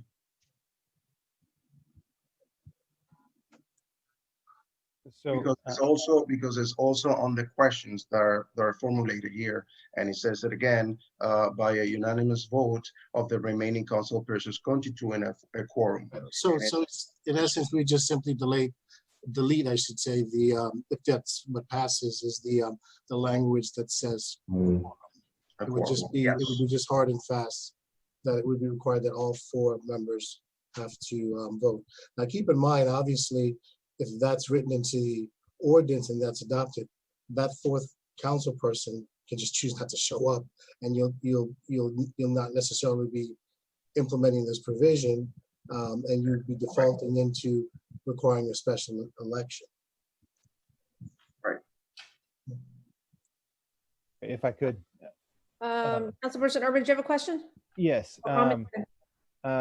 So the way this ordinance is worded is fairly vague, but the only reason it's vague is because the section that we're talking about, section 2.05, has 8 paragraphs in it.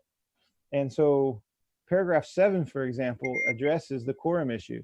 So it says, notwithstanding any quorum requirements established herein, if at any time the full membership of the council is reduced to less than a quorum, the remaining members may, by a majority vote, appoint additional members to the extent otherwise permitted or required under the subsection C. Meaning that, you know, let's say we lost 3 out of the 5 council members in some issue, right? Now you're down to 2. So what that's saying, I think we went over this a little bit, the math of this in the last time we met. What that results in is 2 people, right? So to have a majority, by default, it's a unanimous decision, because in a 2-person vote, it's going to be unanimous or it's going to be a draw, right? And so I just want to be clear that that my real concern with this proposed ordinance is that the way it's worded is really pretty vague. It doesn't, we're not sure what happens to paragraph 7. Essentially, paragraph 7 disappears essentially if we pass this ordinance, and that might be fine. But again, you know, I certainly believe in if it ain't broke, don't fix it. You know, I've nursed two vehicles to beyond 200,000 miles, so I definitely believe if it ain't broke, don't fix it. But to me, you know, again, as I look through this, I feel like the charter is still fairly clear on all of these scenarios. And again, as I stated when we met back before COVID, I'm concerned that this is a ordinance that creates something that's a convenience for. We don't want to be bothered with handling a special election, but that's, you know, again, as I said back then, this is what separates us. You know, fine, we're a republic, right? But democracy, like in terms of a democratic process, in terms of representative government, this is problematic for me because it chips away at that as opposed to bolsters it. And our charter is already very clear in all 3 scenarios and does in fact allow for appointments by the council, which is what we're trying to, you know, clarify here, in terms of making it less problematic. Again, this boils for me down to a matter of convenience for the council as opposed to doing something the way that like the spirit of the law. I believe very much in the phrase, the spirit of the law. So when I consider things, I always take into account what is the spirit of what this is trying to say, right? Because that really should be the guide in terms of what path you take down that. You know, I have a friend among a group of friends we call Loophole. And Loophole is the type of person, when he shows up on your doorstep, you're thinking, oh boy, what's going on now? And so to me, you know, this is just one more possibility of a loophole. And when it comes to the appointment of an elected position, I would use the strongest words of caution available. Vice Mayor Nixon, do you have another comment? Your hand's up. Yes, I did, Madam Mayor, but I want to, I'll wait because I spoke already, Councilperson Roman, who was the one that put it together. I spoke, like, this will be my second time speaking before she spoke her second time, so I'll wait. And also, Madam Mayor, I haven't heard from, like, you know, I don't know if you wanted to say anything. I don't want to, you know, so I'll wait because you guys might say stuff that I was going to say anyway, so I'll just wait, just to be fair. Councilperson Roman? So the only thing I was going to add is that this was brought up in order to try to avoid what happened in this last term, which is what I started to say, where yes, we have our charters written a certain way, but we had to have 2 separate special elections. And so this was written to give the option of either going to a special election or appointing someone. So that was the whole purpose behind this. But again, like I said, if it's unanimous, and I shared this at the Admin and Finance, it doesn't make sense to have it. So, you know, if it stays unanimous. If it's unanimous and I say, let's just forget about this, I still feel that something is needed in regards to the forfeiture of disqualification for when missing meetings.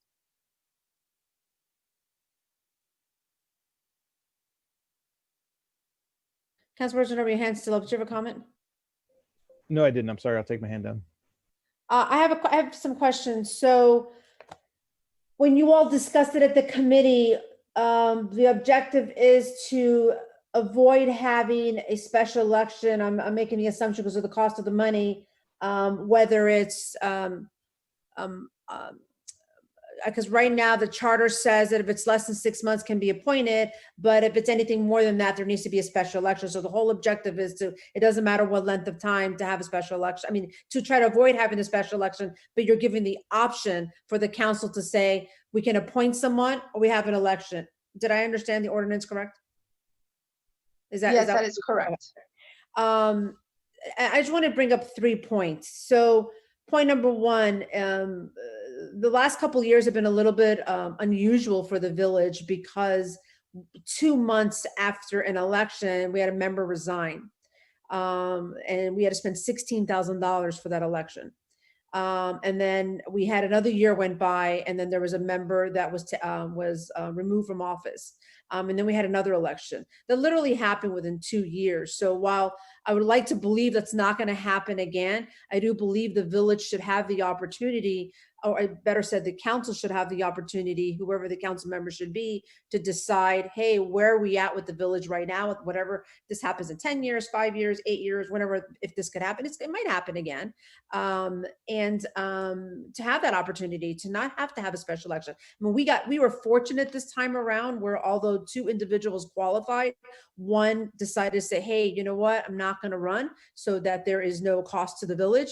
Because when you really think of the cost of an election to the amount of people that show up to a special election, doesn't make sense.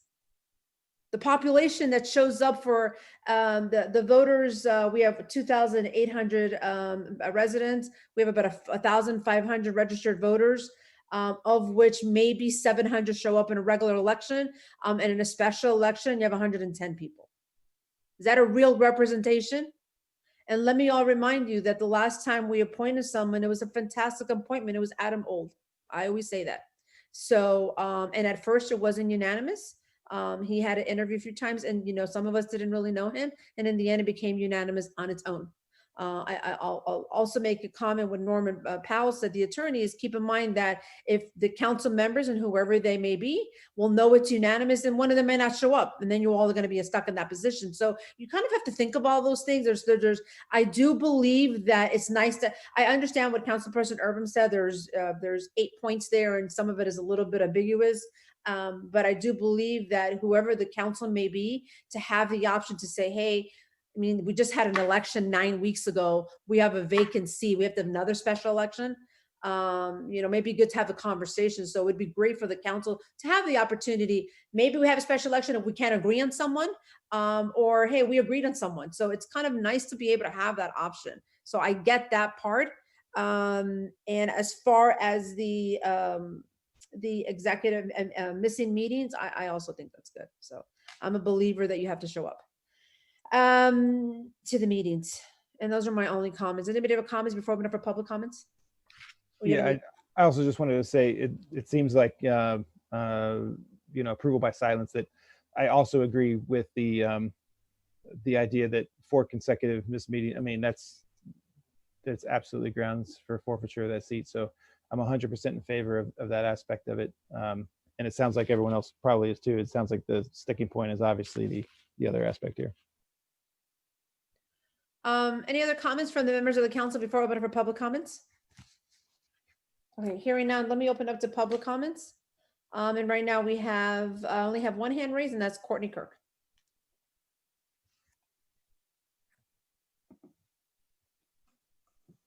Thank you, Madam Mayor. Courtney Kirk, 265 Northeast 87th Street. Councilperson Roman on the last item stated the council's elected to move things forward. I don't understand the urgency on some of these items. We haven't had the issue on the previous item for 15 years, yet somehow it's urgent. But the issue of the RFP of the attorney, which costs us money and it's been discussed for 14 months, is somehow less urgent than a brand new charter change, which is very rare and has never been previously discussed at the council meeting. So I'm a little confused as to what constitutes urgent. So I strongly urge the council to focus on urgent issues that impact the village financially and directly. At least this item has an actual impact to the village, and has had that in the past decade, as the mayor has previously identified.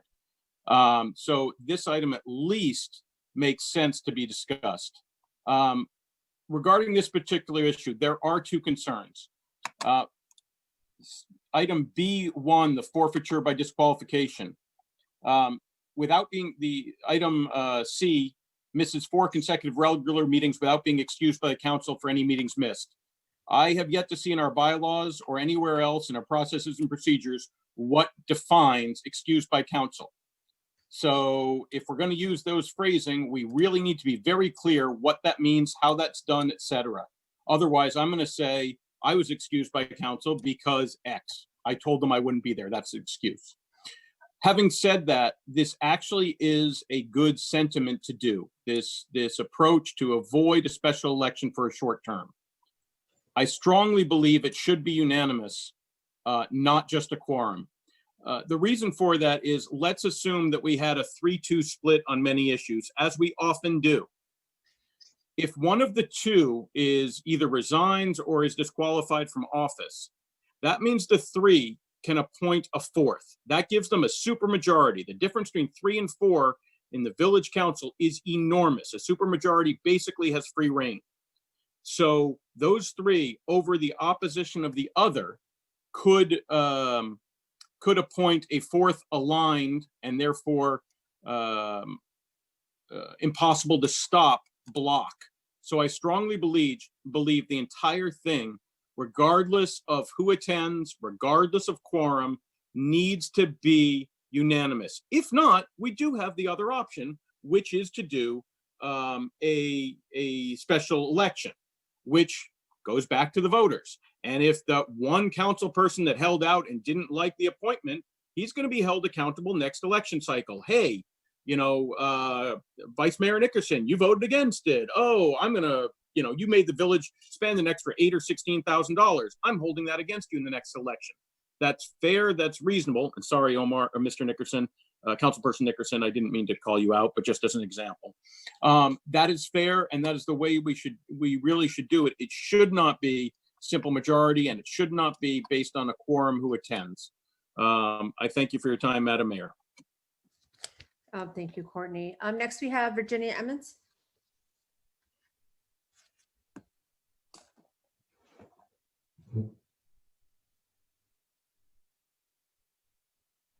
Hi, hi, thank you, Mayor. This is Virginia Emmons, 8665 Northeast Miami Court. I just had another question and would like to ask for some clarification.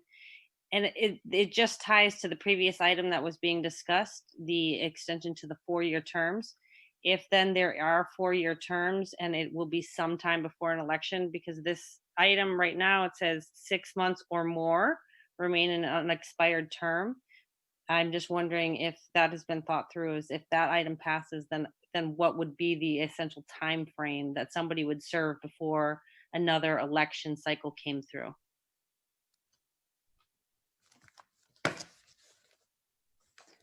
Thank you, Virginia. Any other comments or questions from the attendees? I don't see any.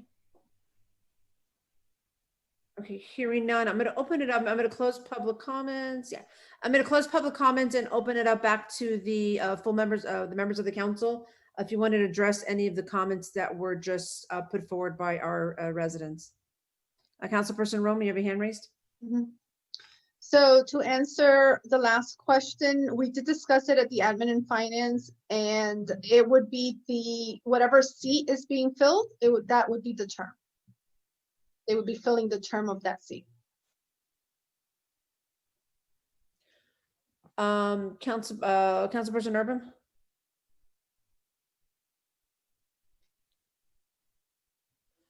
Did you have your hand raised?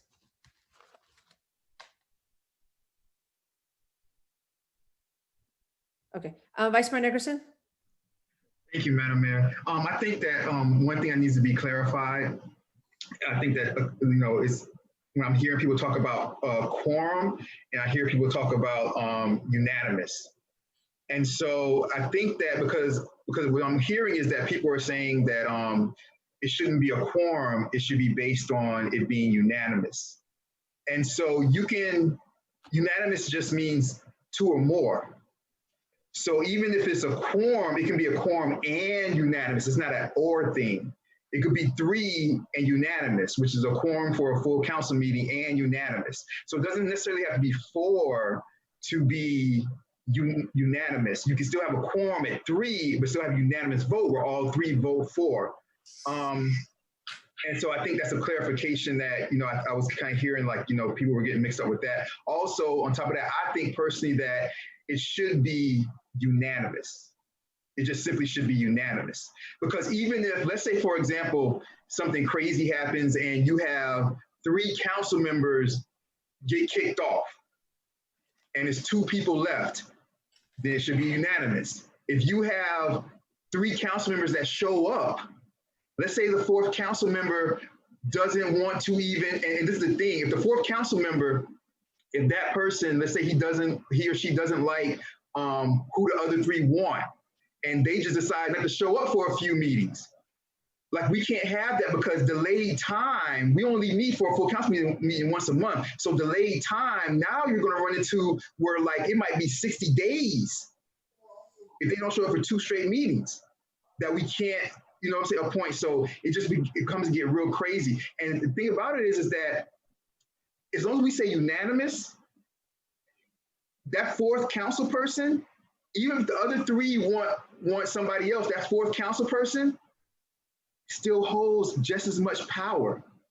Because if it's not unanimous, that one vote he can hold out or she can hold out. And that forces the council to compromise and talk to each other and communicate and find common ground. So the wording should not be the wording should simply be unanimous. And that's what the wording should be, in my opinion. Thank you very much, Madam Mayor. Councilperson Urban, do you have your hand raised now or lowered? No, hands are raised. Okay, go ahead. Yeah, so again, you know, as I look at section 2.05 within the charter, part 1, article 2, section 2.05 for those playing at home. Again, there's 8 paragraphs in there. So, you know, the way that this ordinance is worded is, for me, just way too vague. It does not address. So the charter, the way it is already written, addresses for 3 scenarios: 6 months and less, 6 months to 1 year, 1 year or more. 1 year or more is very clear, you hold a special election. 6 months or less is very clear, the council chooses by majority vote. And I believe what's at issue here is that middle ground. See, I say I believe what's at issue is that middle ground of more than 6 months but less than 1 year, but that is not clear in this ordinance. In addition to that, I agree with the residents' comments in terms of forfeiture and asking for clarification on what constitutes an excused, absence. But at the same time, I think it's obvious that with the limited number of meetings that we have to take place to do business in the course of a fiscal year or a calendar year, doesn't matter, that if someone's missing multiple meetings, I mean, that is, what they call in the military is dereliction of duty. And so absolutely that person shouldn't, I mean, they're not doing their job. They should no longer hold that position. So I'm less concerned about the vagary of what constitutes an excused absence, right? And I'm more concerned with the overall vagueness as we're addressing that the council position assignment in the event of somebody leaving their position. And so I'm very decidedly in the camp of this can go back to committee and we can iron out what happens to each one of those 8 paragraphs and come up with something very specific regarding this. But I cannot support this the way it is right now in terms of the lack of clarity.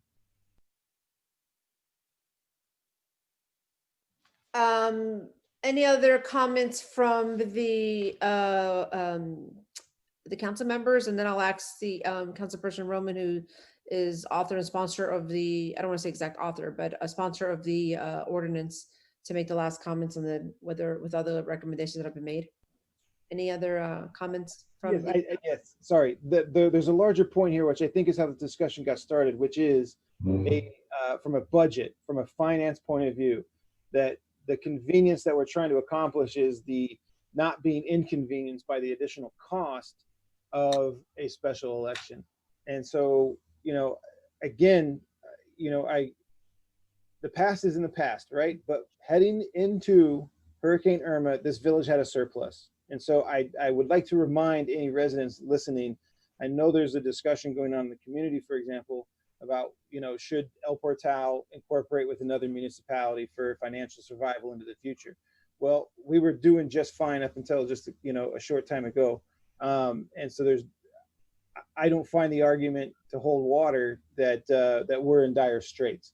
I think that we have a path to achieving, a balanced budget once again in terms of eliminating the debt that we have.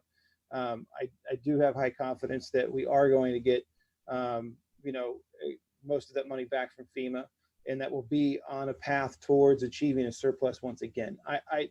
I refuse to accept the argument that, that we're in some kind of dire straits where we need to consider, shacking up with another community. And so for me, this is a budgetary issue, this ordinance.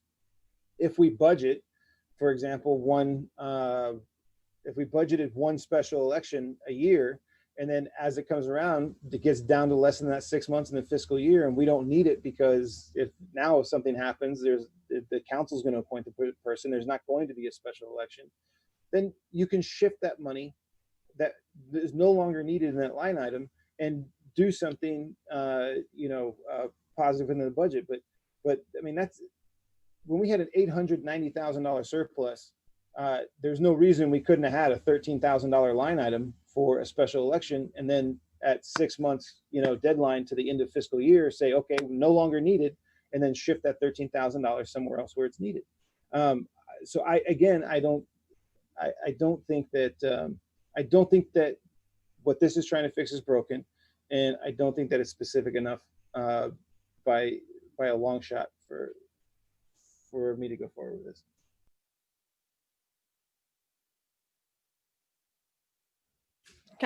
Any other comments from the members of the council before I ask Councilperson Roman to interject?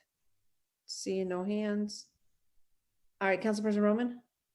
I'm just wondering if the attorney can help clarify the questions in regards to it being confusing and so many items on Yeah, there. I've been taking notes, and let me just work backwards. I think the first thing that has to be clarified is that this proposed ordinance, which would be a ballot question, is not eliminating 4, 5, 6, 7, 8 of the current charter. So the provisions relating to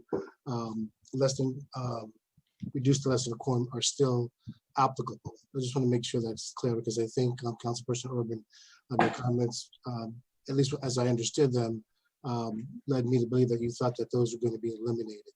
What this is really trying to do is just simply scroll back the time period within which the council can actually make the decision to either appoint a council person by unanimous vote or simply call a special election. That's really all it's doing, and I think you guys have, you all have discussed it clearly by focusing on that, because this is all that's doing. I certainly believe that the comments concerning the missed meetings is vague, but that was pretty much as a way of trying to make sure that if someone really had an illness or some type of exigency that they couldn't attend a meeting, that would not be something that would count against them in terms of forfeiting their office.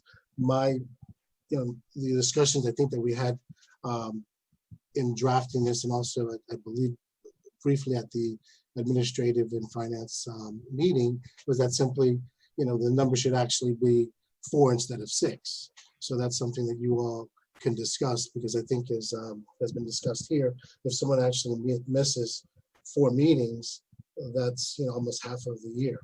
So going forward, if the council wishes, I can certainly amend it to eliminate the discussion of excuse, because that would take it into a realm that would require evaluation as to why someone is missing a meeting, and just have a hard and fast determination that if somebody misses 4 meetings or 6, that's the end of the discussion. But as I said before, it's just simply scaling back the ability of the council to make an appointment for that 6 month to the 6 month period instead of the 1 year period, and all of the other provisions will remain the same.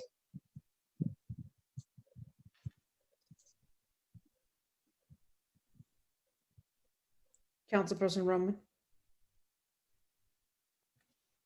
Thank you. So I think from everything that I'm hearing, based on the residents' comments and the council, the unanimous is important, which I'm fine with passing this as unanimous as it's written and as it came to the council. And I do feel that this is important in terms of, if we were to take it back to admin and finance and work on it again, it's just, again, delaying something that doesn't need to be delayed. And so the urgency is that we are up, if we're gonna make a change and add another ordinance to the ballot this year, then it's a good time to add everything at the same time. And so I would like to move this, to pass this first reading, bring it to the town hall as we're gonna do with the other, listen to additional comments, and then bring it back for a second reading. I think that that would be the best for us to move forward with this as unanimous as council would like to see, and then leaving the forfeiture of office the way it is.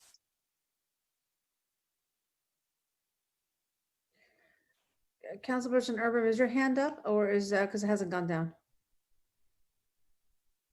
Oh, okay. Any other comments from the members of the council with what Councilperson Roman has just stated in terms of leaving it as unanimous? Before I call for a vote. Oh, yes. So if there's not a significant change, as Anders was saying, we're okay with the ordinance the way it's written. Shouldn't we just, pass this on and just make a motion and just like. Well, there's a motion already. There's a motion already to adopt it. We've had discussion. If there needs to be amendment to anything, then the amendment can be done. But there is a motion to adopt this ordinance as is. Again, it's a first reading. It still needs to go to a second reading. And as the attorney mentioned, we definitely, if there wants to be any amendments, this would be the time to direct the attorney to do so. And as Councilperson Roman has stated at town hall, I'm always pro town hall to be able to get the opinions. But again, there is a motion already on the table. Okay, thank you. Any other discussion? All right, Councilperson Roman, you're done with your okay. Madam Clerk, may I please have roll call? Roll call. Councilperson Perrella. No. Councilperson Urban. No. Councilperson Roman. Yes. Vice Mayor Nickerson. Yes. Mayor Cubillo. Yes. A 3-2. Now we're gonna go, we're going into I-4. We have a resolution 2020-15, El Portal Sustainability Resiliency Task Force. It's a resolution to, and ask the village attorney to please read it into the record. A resolution of the Village Council of El Portal, Florida, approving appointments to the El Portal Sustainability and Resiliency Task Force and providing for an effective date. I want to thank the members of the council. I missed the June meeting, and I thank you all for taking the time that you all did to work through the resolution and make some recommended changes. I know that we asked if you all can come today prepared to hopefully make an appointment so that we can go ahead and have it written on in the resolution. The appointee that I would like to make is Elizabeth Carpenter. She is a recent member of the Village of El Portal. She joined the village about maybe a little less than a year ago. And she reached out to me when this conversation first started with regards to potentially putting together an El Portal Resiliency Task Force. And she sent me a lengthy email giving me her background with regards to being an environmental attorney and really eager to want to get involved. So she was one of the first ones to, although many members came, I mean, Hugh Gladwin, Adam Old, Kristen McLean, who I say hands down really do a lot to help us. But, she was new, she was eager, and I thought it would be a really good opportunity to, appoint her. So I'm going on that. So I know she was on until recently, but my appointee will be Elizabeth Carpenter. I don't know if the members of the council, before I ask for a motion, have come prepared for an appointee. and have discussed it with that individual to be able to go ahead and make the recommendation today. I see Councilperson Roman's hand up. Yes, I discussed it with Kristen McLean, and I like to recommend her as my appointee. Do we have another, Vice Mayor Nickerson? Yes, Madam Mayor. I have two. One is Courtney Kirk, and the other is Maribel Fruitstone. And I know I missed the last meeting. Did you all decide that we were each appointing one or appointing two? So we said minimum 5. We said minimum 5 because we were even talking like up to numbers of like 25 people because they were talking about how so many different people from so many different aspects of life could contribute, like engineers, teachers, environmentalists, different things like that. So we said each of us were allowed to appoint 5? No, we just said minimum, like minimum number 5 Yeah, because if each of us appoint 1, there's 5. So you're appointing 2? So I'm appointing 2. It's minimum 5. It can go up past 5, but that's we decided. So I'm appointing 2. Yes. Okay. I don't have one as of now, so you can borrow one. Oh, okay. Councilperson Urban? Yeah, so I was going to be reaching out to essentially some of the same people that have been mentioned. So, but I am going to find someone and bring them to the task force. But again, as I said at the last meeting, I would be careful to only have council appointed people on this task force.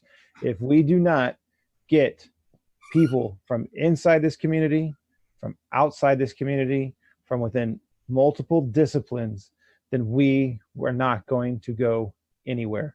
And so I will bring someone to this task force.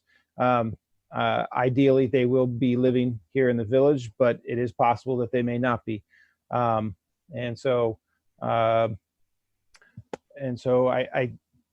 feel very strongly that part of our problem right now is that we are waiting on the plutocracy to help us solve a lot of the world's problems. And plutocracy is a lot of the source of the world's problems. And so before we start congratulating ourselves on council appointed members to this task force, I'll just say it again. I'm 100% in favor of a large number of people on this task force, exceeding 20, because you're going to have people who are going to be coming in and out of that circle, interacting with us. There's going to be people from other communities interacting with other municipalities' task forces. This is something that's going to be a global discussion. So there's no reason at all that people from other communities around the world that have similar geography, this is a geography problem for Miami, by the way. And so anybody living in a municipality anywhere on planet Earth that has similar geography to Miami, it should be part of this discussion. And so in addition to that, again, this goes into bulk waste, recyclables, trash. We can congratulate ourselves all we want on recycling, but recycling is going to put us further in the hole in terms of resiliency. If we don't start figuring out like biodegradable packaging, for example, then there's no point in having a discussion about any of this any further. If humanity cannot figure out packaging, then we aren't going to go anywhere. And so this is a huge, huge discussion that I believe involves all 8 billion people, 7.7 billion. And so I'll find someone for the task force, but if we start congratulating ourselves on council appointed positions, and then we're just absolutely going to solve absolutely nothing. So we all have to start somewhere, and it starts with us. That's why we're elected. Right, but there's a pattern. There's a pattern of PR campaigns. Councilperson Urban, I'm not done. You must let me finish, as I let you finish. So everybody has made an appointment. Vice Mayor Nickerson, you've made 2. Councilperson Barella said he didn't have one, so we could put a Maribel there. This is only the beginning of anything that's going to come to what's going to happen next. When this was brought forward initially in August of last year, when I mentioned it on my State of the Village, the mayor of Miami Shores has already put together a resiliency task force as a result of it. North Bay Village has put together a resiliency task force recently. The city of Miami has a resiliency task force. In fact, when this was passed, I received this email. Dear Mayor Cubillos, congratulations to you and the Village Council on the creation of the Resiliency and Sustainability Task Force and for your hard work with the League of Cities. Please let me know how this Office of Resiliency from the City of Miami can be of any assistance and participate with all of your meetings as you initiate this feat. It's refining and its work and its recommendations we want to be a part of. We want to collaborate with the Village of El Portal. I thank you, I thank your council for everything that you all are doing to keep the residents of El Portal safe and healthy. And I have no problem submitting this into the public as part of comments. So this is the beginning because people watch what we do.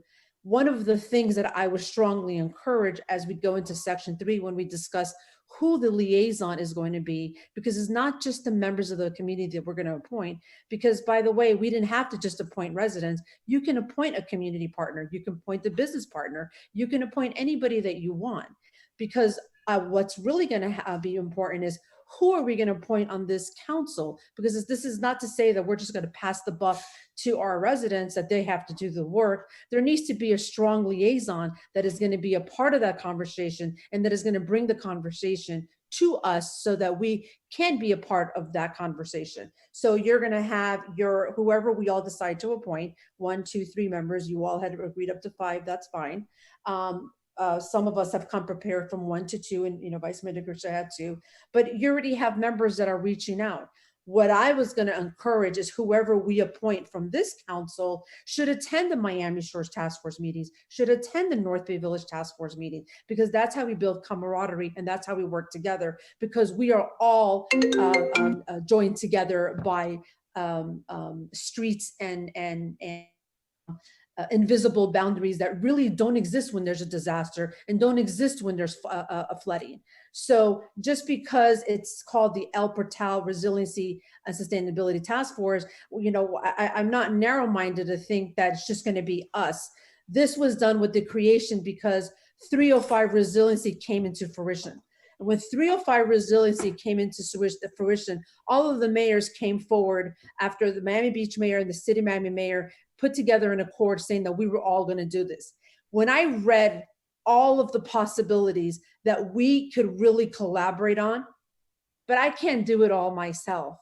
So I said, hey, you know what? Let's put together a task force, because there's so many things out there already that we can do that we're not doing. There's so many things that we can tap into that if once we put a committee together, and hey, guess what?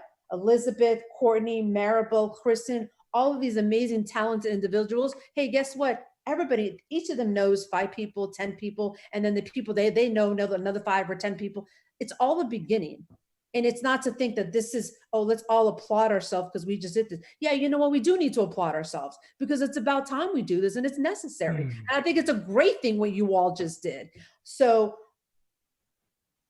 let's just take this opportunity to say, hey, you know what? We have a few members, allow them the opportunity to have conversation, allow them the opportunity to start meeting, allow them the opportunity to start collaborating with Miami Shores, City of Miami, North Bay Village, all cities that abut us. Allow the conversation to start happening so these conversations can move on and we can tap into resources that are available to us already, that they can work with the Little River Conservancy that Kristen McLean, Hugh Gladwin, and Adam Old have done so much work to really be a part of. So, and they have their resources and they have their ability to contacts that they've made. I mean, this is just simply the beginning. We haven't even touched the surface on the potential of what this task force is going to do for you all and for the village of El Portal. So I do believe that when you have your person, definitely let the clerk know so that it can be added to this resolution.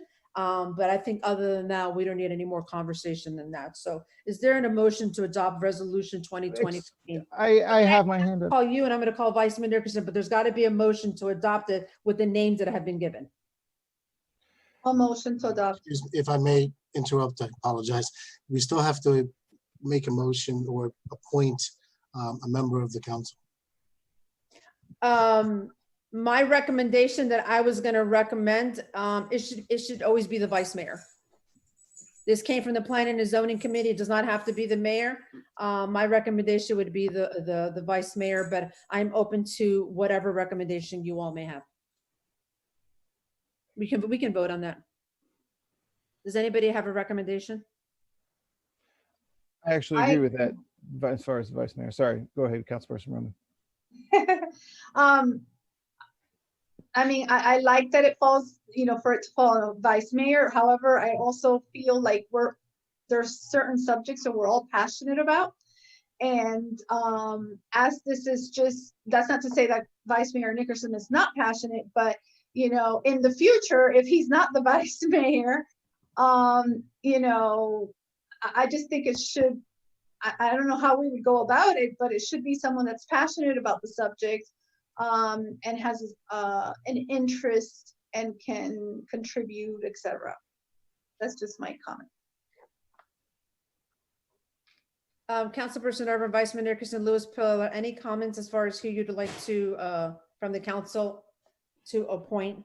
Well, I think that the vice mayor is not a bad suggestion at all, because that person is already essentially a liaison to the mayor, to the manager. And so because this is a larger kind of piece of meat on the plate, that perhaps it's not appropriate to put that on the mayor's lap, but that the vice mayor, I think, is a logical kind of position for that to land. Vice Mayor Nickerson, you have your hand up, sorry. Thank you very much, Madam Mayor. It really doesn't matter to me. It's whatever you guys want. It's whatever you guys decide. I agree with Councilperson Roman. I agree with everybody. So it really doesn't matter to me. It's up to you guys. Whatever you guys want is the best. I mean, what I don't want to do is, I don't want to take away, if Councilperson Roman is passionate about it, I don't want to take, anything away from, anybody. So if she's really passionate about it, then, I would nominate Councilperson Roman with no problem. But it doesn't matter to me, you guys. But I think the discussion needs to be about which seat, which position, which title that goes with. This is something that we're talking 2.5 feet by 2060. That's a conservative guess. That's just sea level rise. Has nothing to do with water pollution, air pollution, has nothing to do with chemical pollution. It's just sea level rise. 2060, 2.5 feet. I would agree with Councilperson Urban that we should do a seat as opposed to a person. This is long term, Yeah. foreseeable future. Yeah. Good luck, humans. While you all are thinking, Councilperson Urban, I just received a text message from a resident. Her name is Lynn Purcell. She says, I'm interested in being on the task force. I don't know. So thanks for the consideration. I can send that over to the clerk with her number. If you Anybody interested, I will name her to the task force right now. Anybody interested? Absolutely. And I think she's actually on right now, Lynn Purcell. Perfect. Okay, there you go. All right. And I didn't, look, I know that I'll put my arrogance up against anybody's, which is why I can identify arrogance in other people very, very quickly. And so my frustration with this is, for example, knowing that the head of Resiliency 305 in the winter of, let me think what year it is right now, 2020, in the winter of 2018 was explaining to me that the county, or the city, I'm sorry, was about to remove funding. She had until March. She had until March to prove her case that the Resiliency 305 was worth funding. Mm-hmm. That was winter of 2018. If you think anybody has a handle on this, they don't. And if we're going to sit here and say, right now we're limited to us five. Now, this is what I mean about my arrogance. I'm perfectly arrogant enough to say I can find the person to find the problem. Does that mean that the person I find is really going to be the person that solves the problem? Absolutely not. Absolutely not. And so, I mean, there should be ads in papers. There should be next door messages, social media. Who wants to be on this task force? And I don't care if they're in this village or not. Anybody who's willing to participate and care about this should be allowed on the task force. And to that point, it may be a good idea. So when they meet, and if it's going to be the vice mayor that we select, to let our appointees, who I think most of them are on, say, hey, at your first meeting, bring somebody. Doesn't have to be your neighbor. Bring somebody. So we are still in section 3. Who will be the appointee from the council? I mean, Council, like I said, you guys, whatever you guys decide, Councilperson Urban, though, you seem really passionate about this, my brother. But whoever, it doesn't matter to me. Whatever you guys decide. This is something that I think is so very important. And thank you, Madam Mayor, for bringing this to us. So very important that we're doing. But you guys, your wish is my command. But Councilperson Urban, you sound great also, my brother. Councilperson Roman sounds good. Myself, Councilperson Perrella, is it whatever you guys decide, Madam Mayor? I see 2 hands, Councilperson Urban and Councilperson Roman. So I don't know. I like the vice mayor, just because it's easy to put it on paper and then it's okay, the vice mayor oversees. So I think that makes sense. But being that we're just getting started and Councilperson Urban is so passionate, I'm wondering if he can start it and then after it can go to the vice mayor. If he would like, if that's his Councilperson Urban wants the position. So I'll just tell you that this is something that you guys are correct. This is one of the things that consumes my life. For example, I'll just say it now because I've been looking for the right opportunity, and I'm just going to say it now. I feel it's important for me personally to make this statement, and it's off topic, but I'll show you how it brings it right back to being on topic. Okay, so on this council, I'm the only white male, and I just feel it's very important for me personally to say specifically that I absolutely believe that Black Lives Matter. I think it's important that I talk to my white community and make them understand that I, as a white person, believe that Black Lives Matter. How does that tie in? Because there's a lot of white people who want to break racism down to a class issue.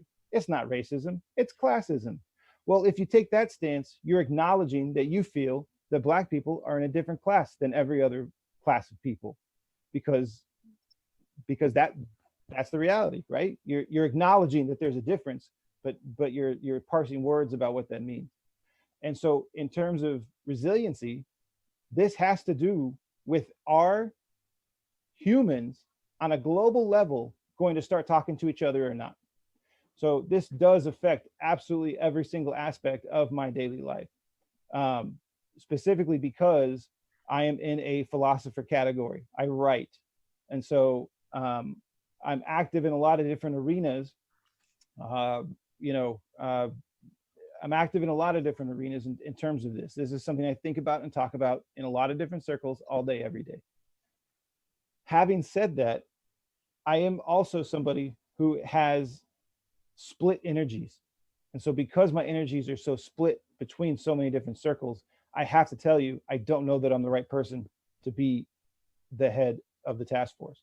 I absolutely want to be part of it, and I absolutely want to have my, be able to do input, but I gotta level with you and tell you that I'm probably not the person for that, because I really do have an incredibly split energies in my life, and so I would not be focused in that specific role. And so I'm happy to say seat 1 should hold that position, and if that's what the council decides, then I will do that. But I do feel strongly that it should be a titled position, such as either the manager or vice mayor or mayor. But out of those 3, I would go back to vice mayor as being the logical choice for that.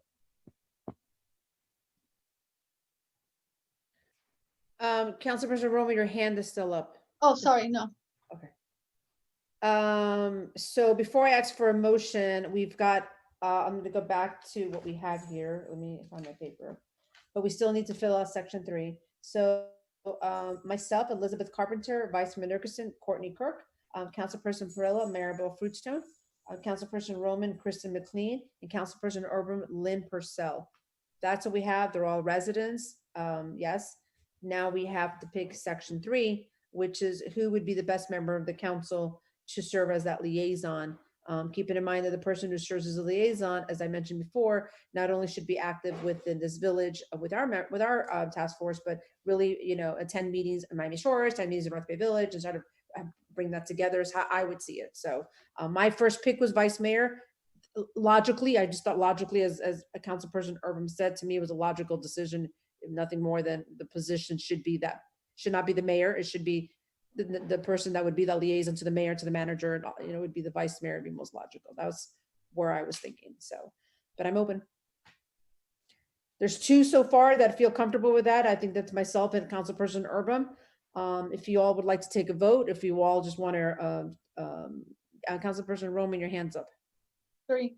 You're okay with it? Councilperson Perrella? Yes, I'm okay with that too, yeah. Okay. Vice Mayor And Nickerson? also, I'm sorry, but I thought Kristen McLean had her hand up for a little while, and I know she's gonna become part of it, so I don't know if she had something to say. Yeah, what I'm gonna do is, once I call for a motion, once there's a motion, we finish discussion, I open up a public comments. All right. There's no motion right now to discuss. So if we can all agree on vice mayor, and it'll stay vice mayor, it won't say Vice Mayor Nickerson, it'll just say vice mayor, okay? So with that said, there's a resolution 2020-15. The appointees are Elizabeth Carpenter, Courtney Kirk, Maribel Fruitstone, Kristen McLean, Lynn Purcell, and the liaison would be the vice mayor will be appointed to the El Portal Sustainability and Resilience Task Force to serve as its liaison to the village council. Having said that, is there a motion to adopt the resolution with those names added? I'll motion to adopt with all the names added. Motion's been made by Vice Mayor Nickerson, Vice Mayor, Councilperson Roman. Is there a second? I'll second. Who is that? Okay, Councilperson Perrella. Okay, any discussion before I'm gonna open up for public comment? All right, hearing none. I'm sorry, open up for public comment. I know the hands are down again. Okay, Kristen McLean.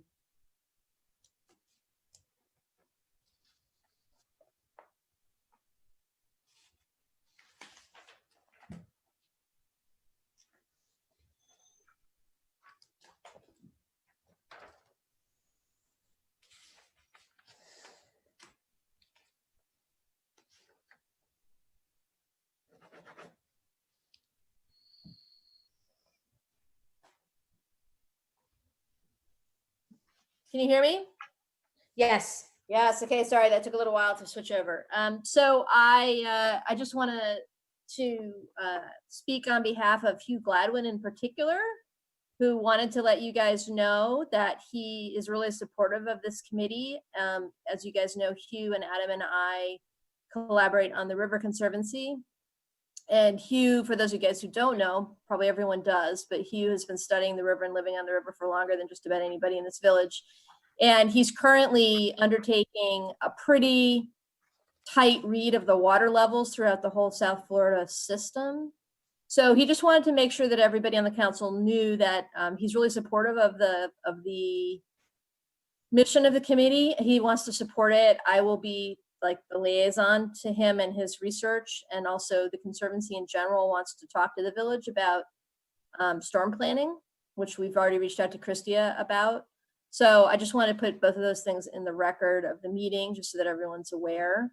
Happy to be serving on the committee and look forward to figuring out exactly how to execute the mission. So that's it for me. Oh, Kristen McLean, 270 Northwest 86th Street. Thank you, Kristen. Anybody else as attendees that would like to make a comment? Going once, I don't see any hands raised. Okay, hearing none, I'm going to open up back to the Village Council. Any discussion with Resolution 2020-15? No hands? No hands. Madam Clerk, may I please have roll call? Roll call. Councilperson Perrella. Yes. Councilperson Urban. Yes. Councilperson Roman. Yes. Vice Mayor Nickerson. Yes. Mayor Cubillos. Yes. Motion passes 5-0. Next, we have Resolution 2020-16, exempt information, Miami-Dade County Property Appraiser. I know it's being sponsored by the village manager, but if I can please have the attorney read it into the record. A resolution of the Village Council of El Portal, Florida, approving and authorizing the village manager to execute a street tree matching grant program, tree planting agreement with Miami-Dade County. No, that's not the correct one. We're reading the exempt information, Miami-Dade County Property Oh, I Appraiser. apologize. I scrolled down. You scrolled went, down too you went far. one ahead, yeah. Yeah. Sorry about that. There we go. Resolution number 20, 2016. Thank you.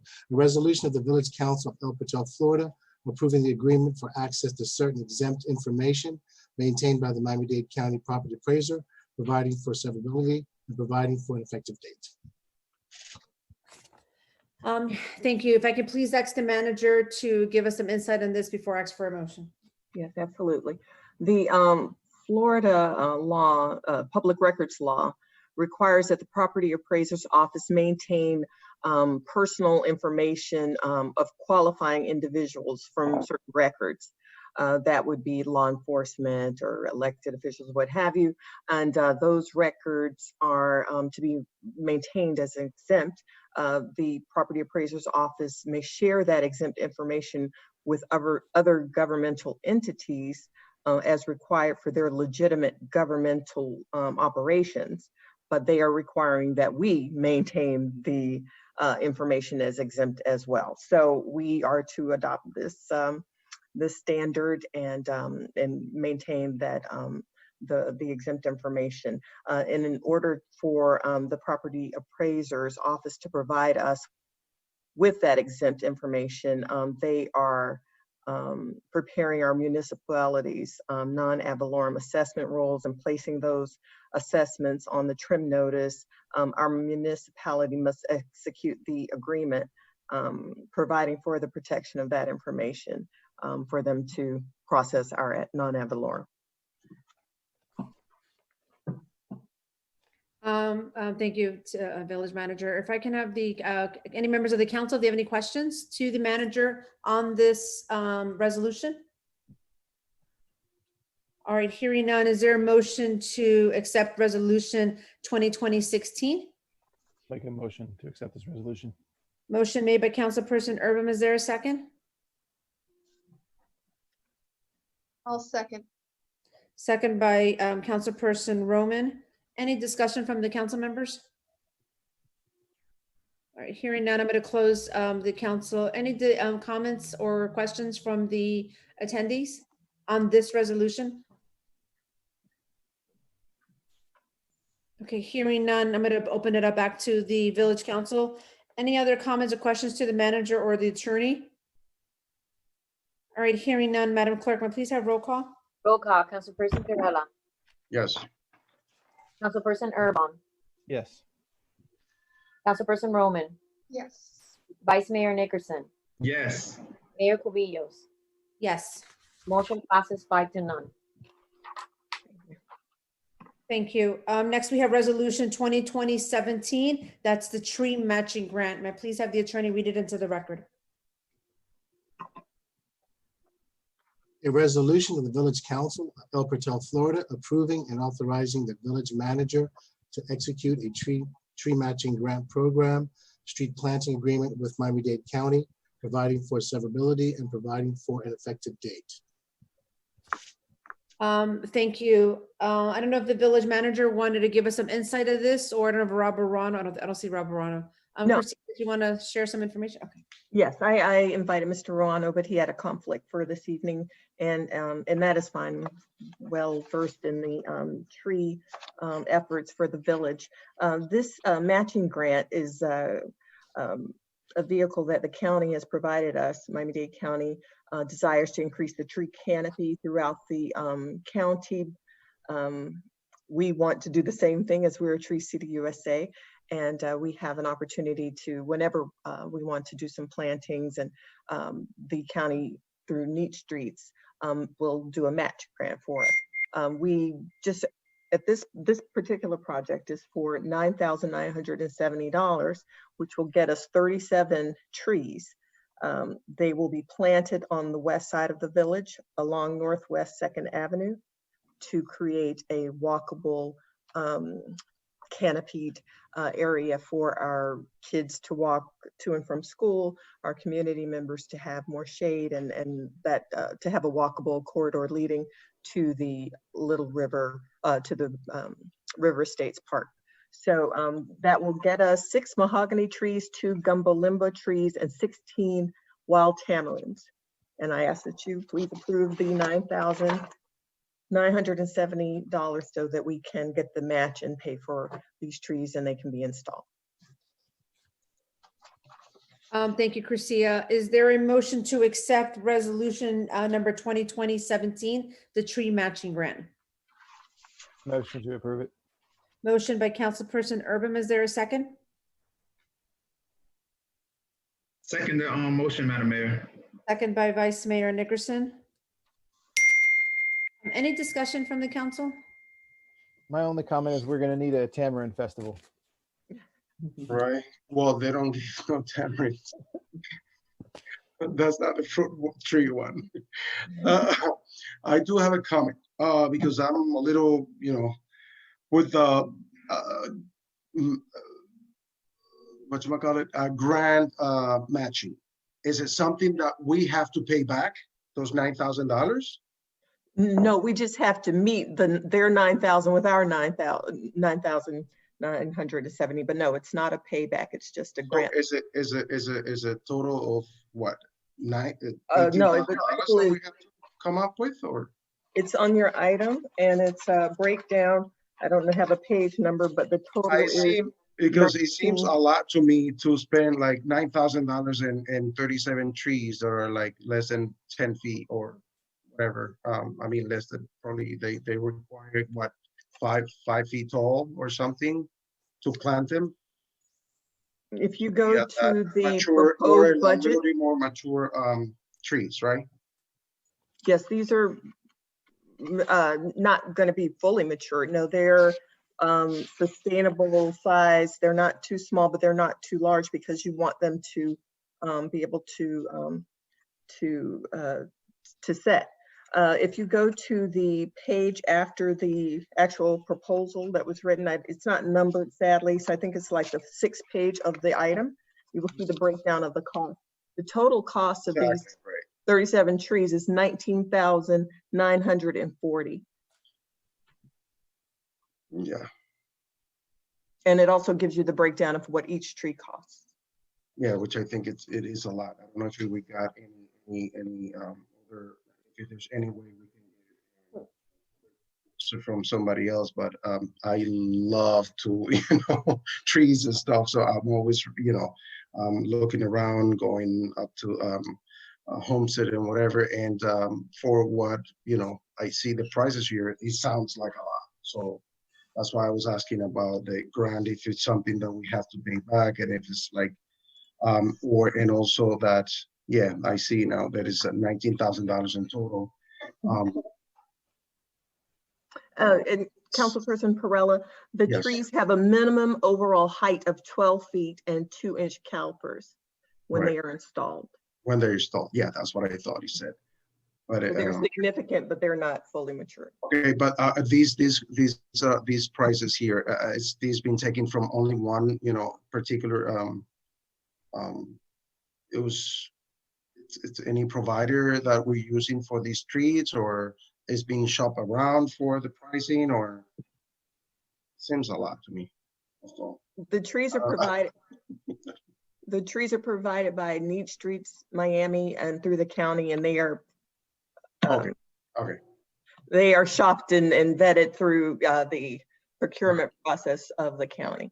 Okay.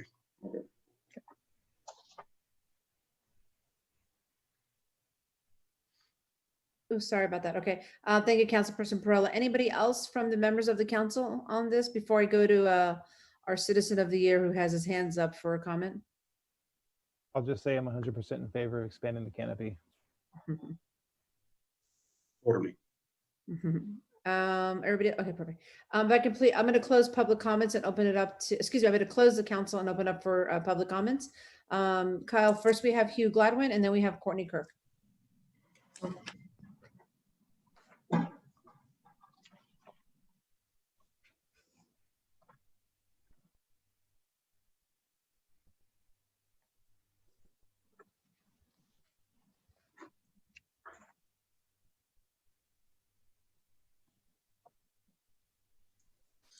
Okay, now, Hugh Gladwin. 400 Northeast 85th Street. Can you hear me? We can hear you perfectly. Hi, Hugh, welcome. Thank you. Yeah, I'm totally in favor of trees and the canopy and everything else. But I am inclined to think that maybe Councilperson Varela is correct that it seems a bit steep, a high price. I mean, just because, you know, I've done so much tree budgeting and everything else, even on my own property. I don't want to oppose this, but, you know, as a member of the tree committee, which is going to be meeting next week, one of the things that the tree committee has been pushing for is to have a comprehensive tree planning thing for the village, and the needs of the current tree cover, the canopy, and everything else are really extensive. I mean, personally, I think that money for right now, you know, could be better spent on a tree survey that we critically need to have done professionally. You know,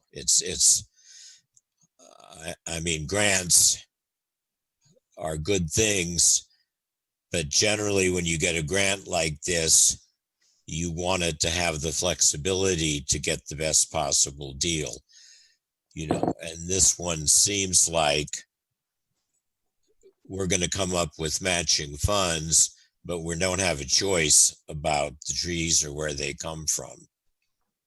You know, it just seems too fixed to me. That's just my opinion, but I would wonder if this could be, I mean, maybe the manager could address whether this is totally time critical or whether it's something that could wait,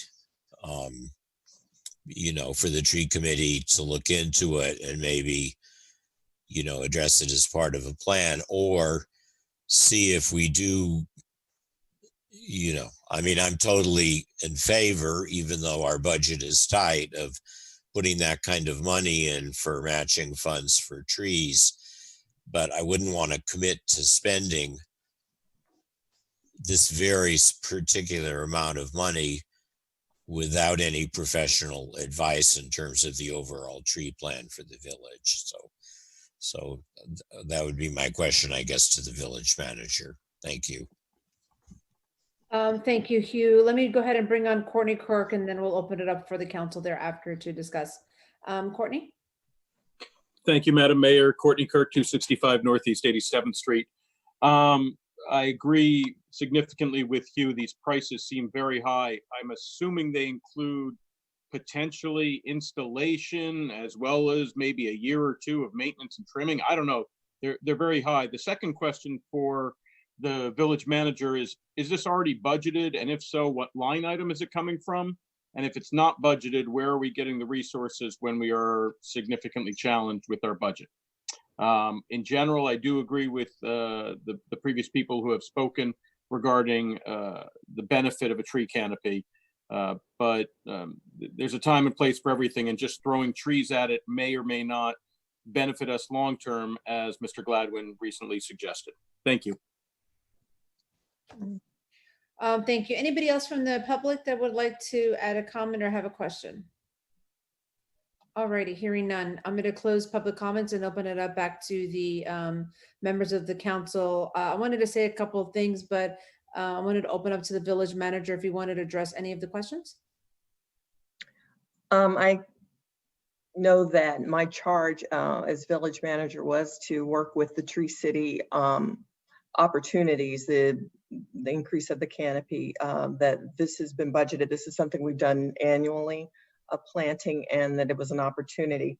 I'm texting back and forth with my consultant, Robert Ruano, who is a member of the tree board and who is assisting me on this project. And he says, yes, we should go ahead and accept the grant, but then we can negotiate changes once we have the grant in place. So the deadline for the project to be complete is September 30th. So we have a little time. And I know that, you know, we can certainly weigh in with the tree board to the extent of the tree survey Mr. Gladwin is speaking about. That's a separate situation. I don't know that this grant would be able to be utilized for that, but we're certainly looking at what a tree survey will cost. I mean, I've just received a quote today. I'm looking for others as well. And I've even spoken to you, Mr. Gladwin, about the tree survey, and Mr. Adam Old about it as well, who gave me some resources to consider. So, you know, that's also coming down the pike. But this is a grant opportunity, and we've used it before. Certainly accepting the grant is a good thing. And as Robert Ruano said, we have until September 30th to execute it. So I can certainly go back and negotiate and see if we can get more trees or negotiate the price.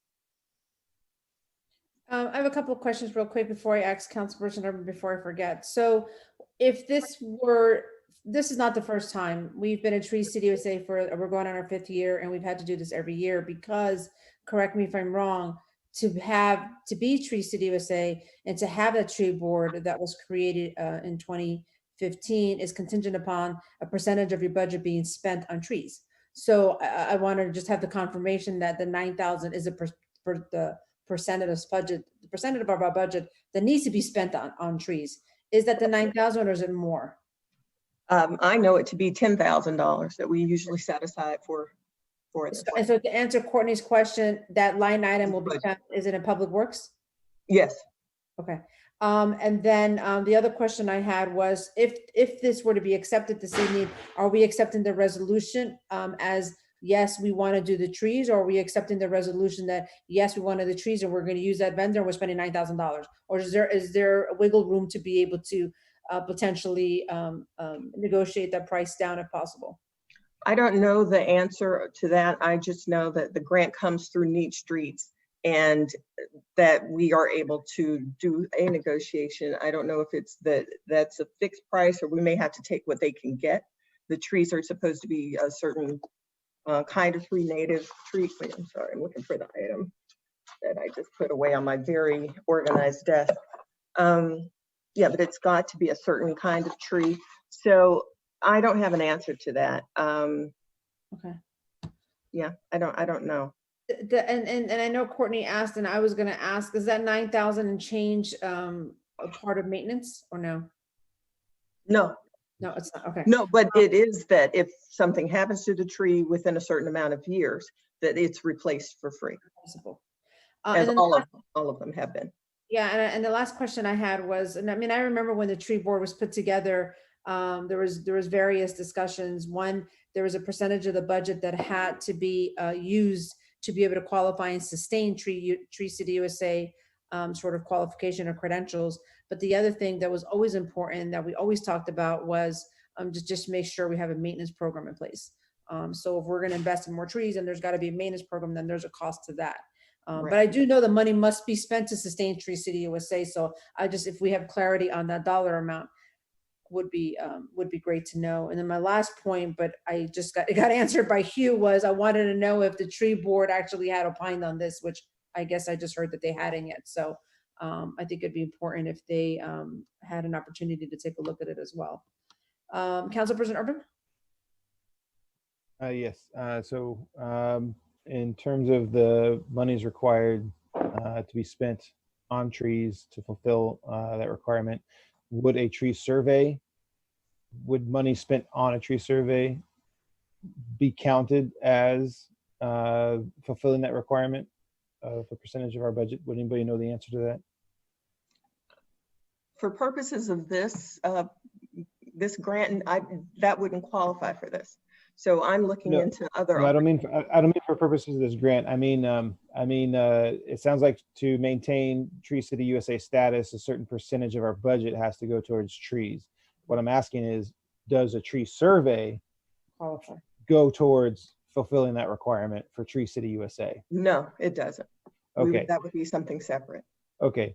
And then I certainly agree with with Mr. Gladwin's statements in terms of, grants are good, but, I'm looking at this and with the end date of July 17th, not September, I asked for some clarification on why I'm looking at an end date of July 17th for this project in the exhibit. And the exhibit A, as it's filled out, it says end date July 17th, final report date July 31st. Mhm. And then further speaking to what Mr. Gladwin was saying regarding the tree board, is it sounds like his concern is that we're putting the cart before the horse, meaning that if we without a survey, and I might sidetrack real quick and just ask you, Madam Manager, ballpark, what was the first estimate that we got back today? Just ballpark. $30,000. Good Lord. Okay. Even with, trying not to blush at that first estimate, I still am hearing a member of the tree board's concern that we'd be putting the cart before the horse and planting trees that were not planned for. Meaning, like, for example, the people who own the house I live in now, before we bought the house, they planted, I don't know, 40 varieties of different trees, palms, flowering trees, fruit trees, and so here 6 years later, I'm still mired in a project of trying to figure out, which vegetation needs to stay. It's so small trees become big trees. A small bush becomes a hedge.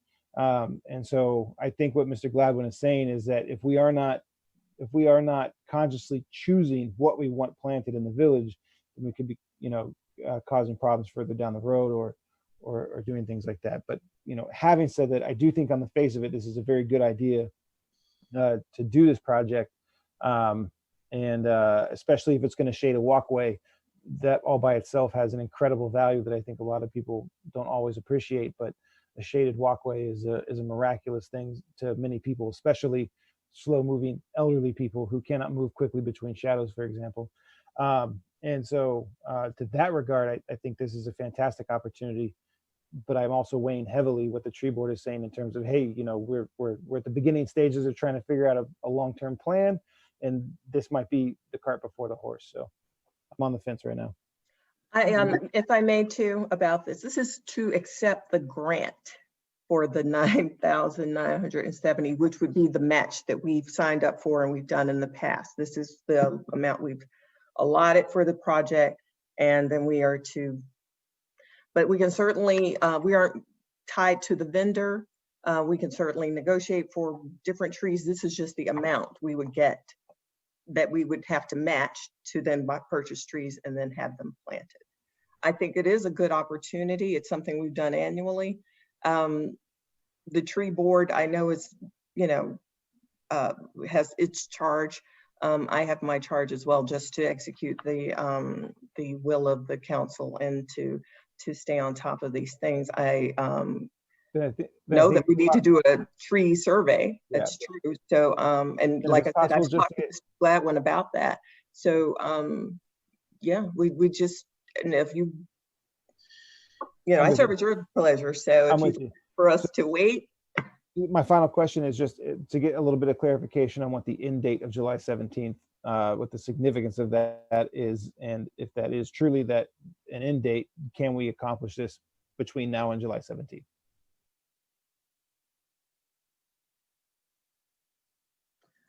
Okay, I asked Mr. Ruano, who was assisting me with this, and we don't know. We don't have an answer yet. It's just that it has to be executed by September 30th, which is on the following page. But we can certainly revisit this, and I can bring it back to council.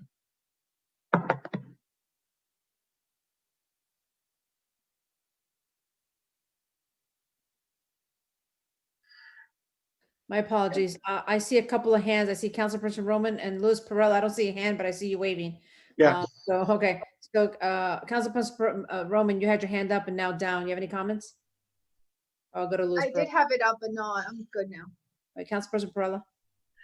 No, I just had a comment, as far as, to be a tree city and all of that. I understand about, planting the trees every year, this and that. But also we have to keep in mind that we don't have any public works department.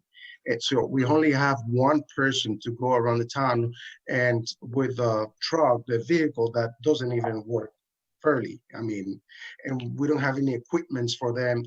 We will at least need another person and have some type of,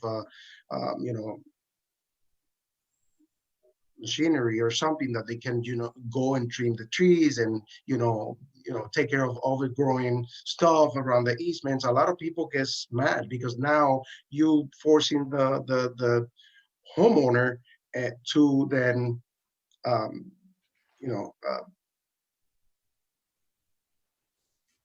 accountable for whatever you're planting there, and then maintain it and stuff like that. So that I don't think is fair. I think if we planting the trees, we should have also like the people to maintain it and to because it's a lot of stuff. It's more leaves, falling. It's a lot that, and a lot of people, we have to face, a lot of people don't even care about maintaining the properties. And so it becomes also a little, and like Mr. Walden said, right? He's, like I feel that we can wait a little longer on this, and not necessarily the grant is the best fit for us right now. I know we have a little, money that we're going to spend in beautifying the parks and this and that, and we can probably spare something for because it's all for that, to provide green space. So now we're not being forced to like match another almost $10,000 and get a more expensive trees just because we have to, comply with whatever the grant forces us to do. So. Thank you, Councilperson Pearl. Vice Mayor Nickerson? Do you have your hand up? Thank you, Madam Mayor. I appreciate it. I just wanted to ask a question. So if this doesn't pass tonight, if it doesn't pass tonight, and then we let's say, work on what everybody was talking about, does this in any way, is it time sensitive to the point to where we'll be out of compliance or jeopardize our Tree City USA status and or our tree board and the existence of us being a Tree City USA? That's the most important thing to me. No, we can certainly bring it to next council the meeting. next council meeting. We just need to do, we would need to do it and take advantage of the opportunity. I do want to speak to, the comment from Councilperson Perrella, who is the chair of Public Works and knows what Public Works, so what our deficiency are, is we are, very tied to our contractor to take care of trees and other landscaping in the public right-of-ways and the parks. So this would be in the public right-of-ways, and we would, rely on our landscaping services contract to maintain and to assist us in their maintenance. Madam Mayor, if I may, Madam Mayor. Mm-hmm. What about the grant itself? Is there a chance on the grant itself with an expiration on that, Madam Manager? I don't know the answer to that right now. Let me check. Can you check? Because if we vote no and don't accept this, and then if there's like an expiration date on accepting the grant, and it's like within between this month before, then that might be a problem. Mm-hmm. While the manager is checking for that answer, Councilperson Roman, when is the next tree board meeting? We have it set for the 30th. Tuesday, the 30th at 6 p.m.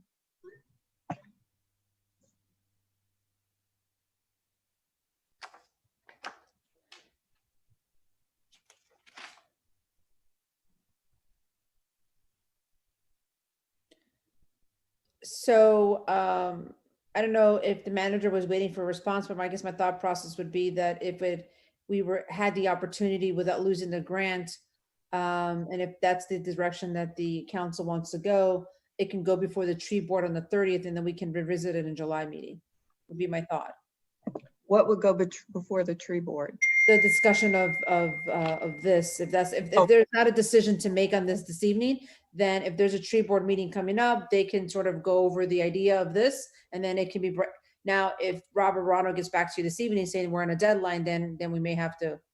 I just forwarded him an email with the Zoom information. He's trying to get on. Okay. If it's the purview of the council, if you don't mind, we can go to the next agenda item, and if Robert Ronald can get on, we can come back to this. Are we all okay with that? Okay. Perfect. Let's go to, you can, Christia, if you can just let him know that we're going to do that. So right now, there is a motion on the table for resolution 2020-17, but we're going to go now to resolution number 2020-18, authorizing Miami-Dade Canvassing Board General Election. If I could please ask the attorney to read it, the title into the record. Okay, I think what's in order is a simple table, the last item until. My apologies, you're correct. Yeah, Mr. Ronald gets on. Okay, my apologies. If we can request to table the agenda item I6, which is a resolution 2020-17, to the attorney, do I need to request a motion for that, to table it? Okay, yes. If I can have a motion to please table it. Madam Mayor, I'd like to make a motion to table the resolution number 2020-17. Okay, thank you. There's a motion to table the resolution to later on in the agenda made by Vice Mayor Nickerson. Is there a second? I'll second. Second by Councilperson Roman. All in favor, signify by saying aye. Aye. Aye. Any nays? Hearing none, I6 has been tabled till Robert Ron was able to get on. Thank you. We'll go to I7, Resolution 2020-18, authorizing Miami-Dade County Canvassing Board General Election.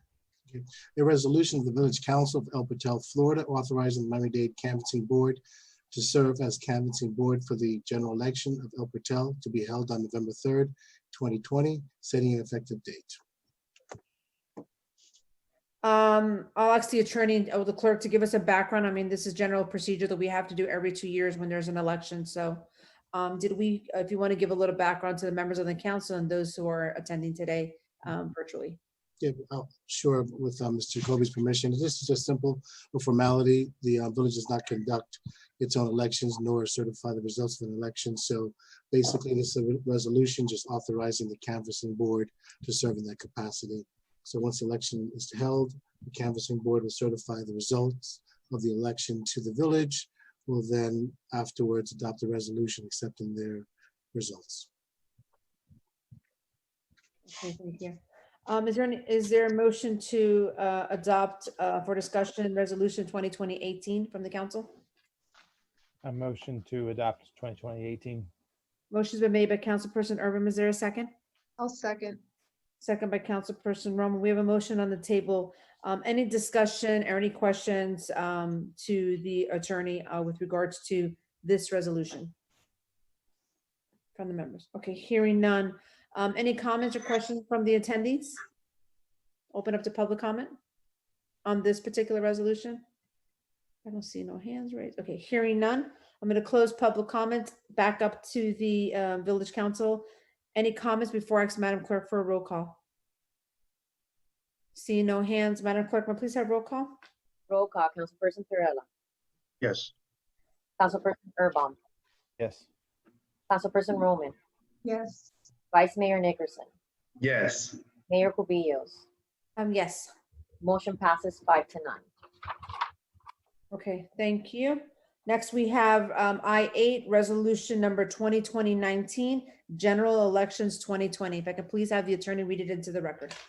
A resolution of the Village Council of El Patel, Florida, calling for a general elections to be held on November 3rd, 2020 in the village of El Patel for the purpose of electing a mayor and 4 village councilpersons, districts 1, 2, 3, and 4, providing for conduct of elections by the Miami-Dade County Elections Department, providing that the voting precinct for said elections shall be established by Miami-Dade County, providing for notice of the elections, providing for the forms of the ballots and registration of voters in accordance with state law, providing for payment of conducting elections to Miami-Dade County, and effective date. Sorry about that. Norman, and thank you for that. But for purposes of clarity, can you please let a little background to the council in terms of normal procedure that this is what we do every This is the companion to the first one we just passed. This is simply, passing a resolution that there is going to be a municipal election. General election will be held on the 3rd within the municipality. It also delegates, again, the responsibility in this regard to the elections department to actually conduct the logistics of the elections by establishing the precinct and providing for the development of the ballots in accordance with the proposed ballots that's included in the resolution, and afterwards paying for whatever invoice is generated by the county for those services. Are there any questions from the village council to the attorney on this? I see the Vice Mayor Nickerson, you have your hand raised. Go ahead, please. Yes, Madam Mayor, if I may, thank you very much. When I was reading this earlier, let me see, it's still, yeah, so when I was reading this earlier, it says mayor and 4 village councilpersons districts, we have seats. I just don't want it to be like, I don't want it to be like. That's actually precise. That's my oversight, that in the final we'll make sure that it reads seats because it's not districts. That's correct. Yeah, it's there, and it's also within, when I was reading through earlier this weekend, it's also in there a couple of times within that. Yeah, I'll take care of that. Thank you very much. Thank you very much, Mr. This is one of those templates that sometimes in the wash you forget to make sure you get the nomenclature right. I'll take care of that. So thank that you once very we get much. the final version for the mayor and the clerk's signature, we'll have that corrected. All right, I'm signing them all tonight, so I want that tomorrow. Okay. Did I hear that right? You're signing them tonight, so you want. Well, I'm signing the ones that have been approved, but that was not approved. So now, because there's an error, so I can't sign that if it were to pass this evening. Okay. Well, I'm still at my office, so I can fix it before tomorrow. With that said, is there a motion to adopt? Around? Sorry. Okay. Is there a motion to adopt a resolution for discussion further 2019 general elections 2020? I'll make a motion to adopt, Madam Mayor. With the correction. With the correction. I'll make a motion to adopt with the corrections of changing districts to seats, the word districts to seats throughout the resolution. Thank you, ma'am. There's a motion made by Vice Mayor Nickerson. Is there a second? Second that motion. A second by Councilperson Urban. Any discussion from the members of the council? Hearing none, I'll open up real quick to public comments. Does anybody in the public have a comment on resolution 2020-19 general election? Seeing no hands raised, I'll open up back to the public, to the village council. If there is no more discussion, Madam Clerk, may I have roll call, please? Roll call, Councilperson Perrella, Yes. Councilperson Urban, Yes. Councilperson Roman, Yes. Vice Mayor Nickerson, Yes. Mayor Cubillos. Yes. Motion passes 5-0. Okay, great, thank you. We're gonna go back to I-6, resolution number 2020-17, tree matching grant, because I do believe I see Robert Verano on. Yes, you do. Okay, Good thank you. evening. Good evening, Mayor and Council. Happy to be with you. So I'll let the manager take over a little bit. I mean, there are some questions from not only our residents attending this evening virtually, but also from the members of the council, if you can please address. If you didn't get to hear all of them, if the manager doesn't remember, I'll open it up to the members of the council to please reiterate and repeat the question. Thank you, Mayor. I just want to go back to the one question about the July 17th date. I now remember too that it's a green route to school. It was this, we were planning for this before COVID coronavirus. And so this was to be done so that it would provide an opportunity for those new trees to be settled in before the new school year started. But that was the purpose of the canopy, to be put in that area so that is a nice walkable shaded route for children to walk to and from the Horseman Middle School. And the July 17th date was just a goal of ours, but the project itself as Mr. Ronald had told me over the text message, we had until September to complete it. Robert, they asked me if this is time sensitive, if we can wait to have the tree board review the trees and the types and perhaps vendors before we agree to the to accept the grant. Is it time sensitive? You're on mute, Robert. Sorry. Okay. So yeah, if I could, thank you. So I heard a little bit on text, so it's a little bit, I didn't hear any of I just got on, so I haven't heard any of the questions or anything, but I'll just give you a little brief background. So the county has been doing this grant with tree mitigation dollars for probably 3 years now, 3 or 4 years. This is money that they are by code to spend on tree planting. So I think this will be the second time that we receive money from them, or maybe the third. Actually, this is called Green Route to School Phase 2. Yeah. So this particular project is a Phase 2, but this is just for planting trees.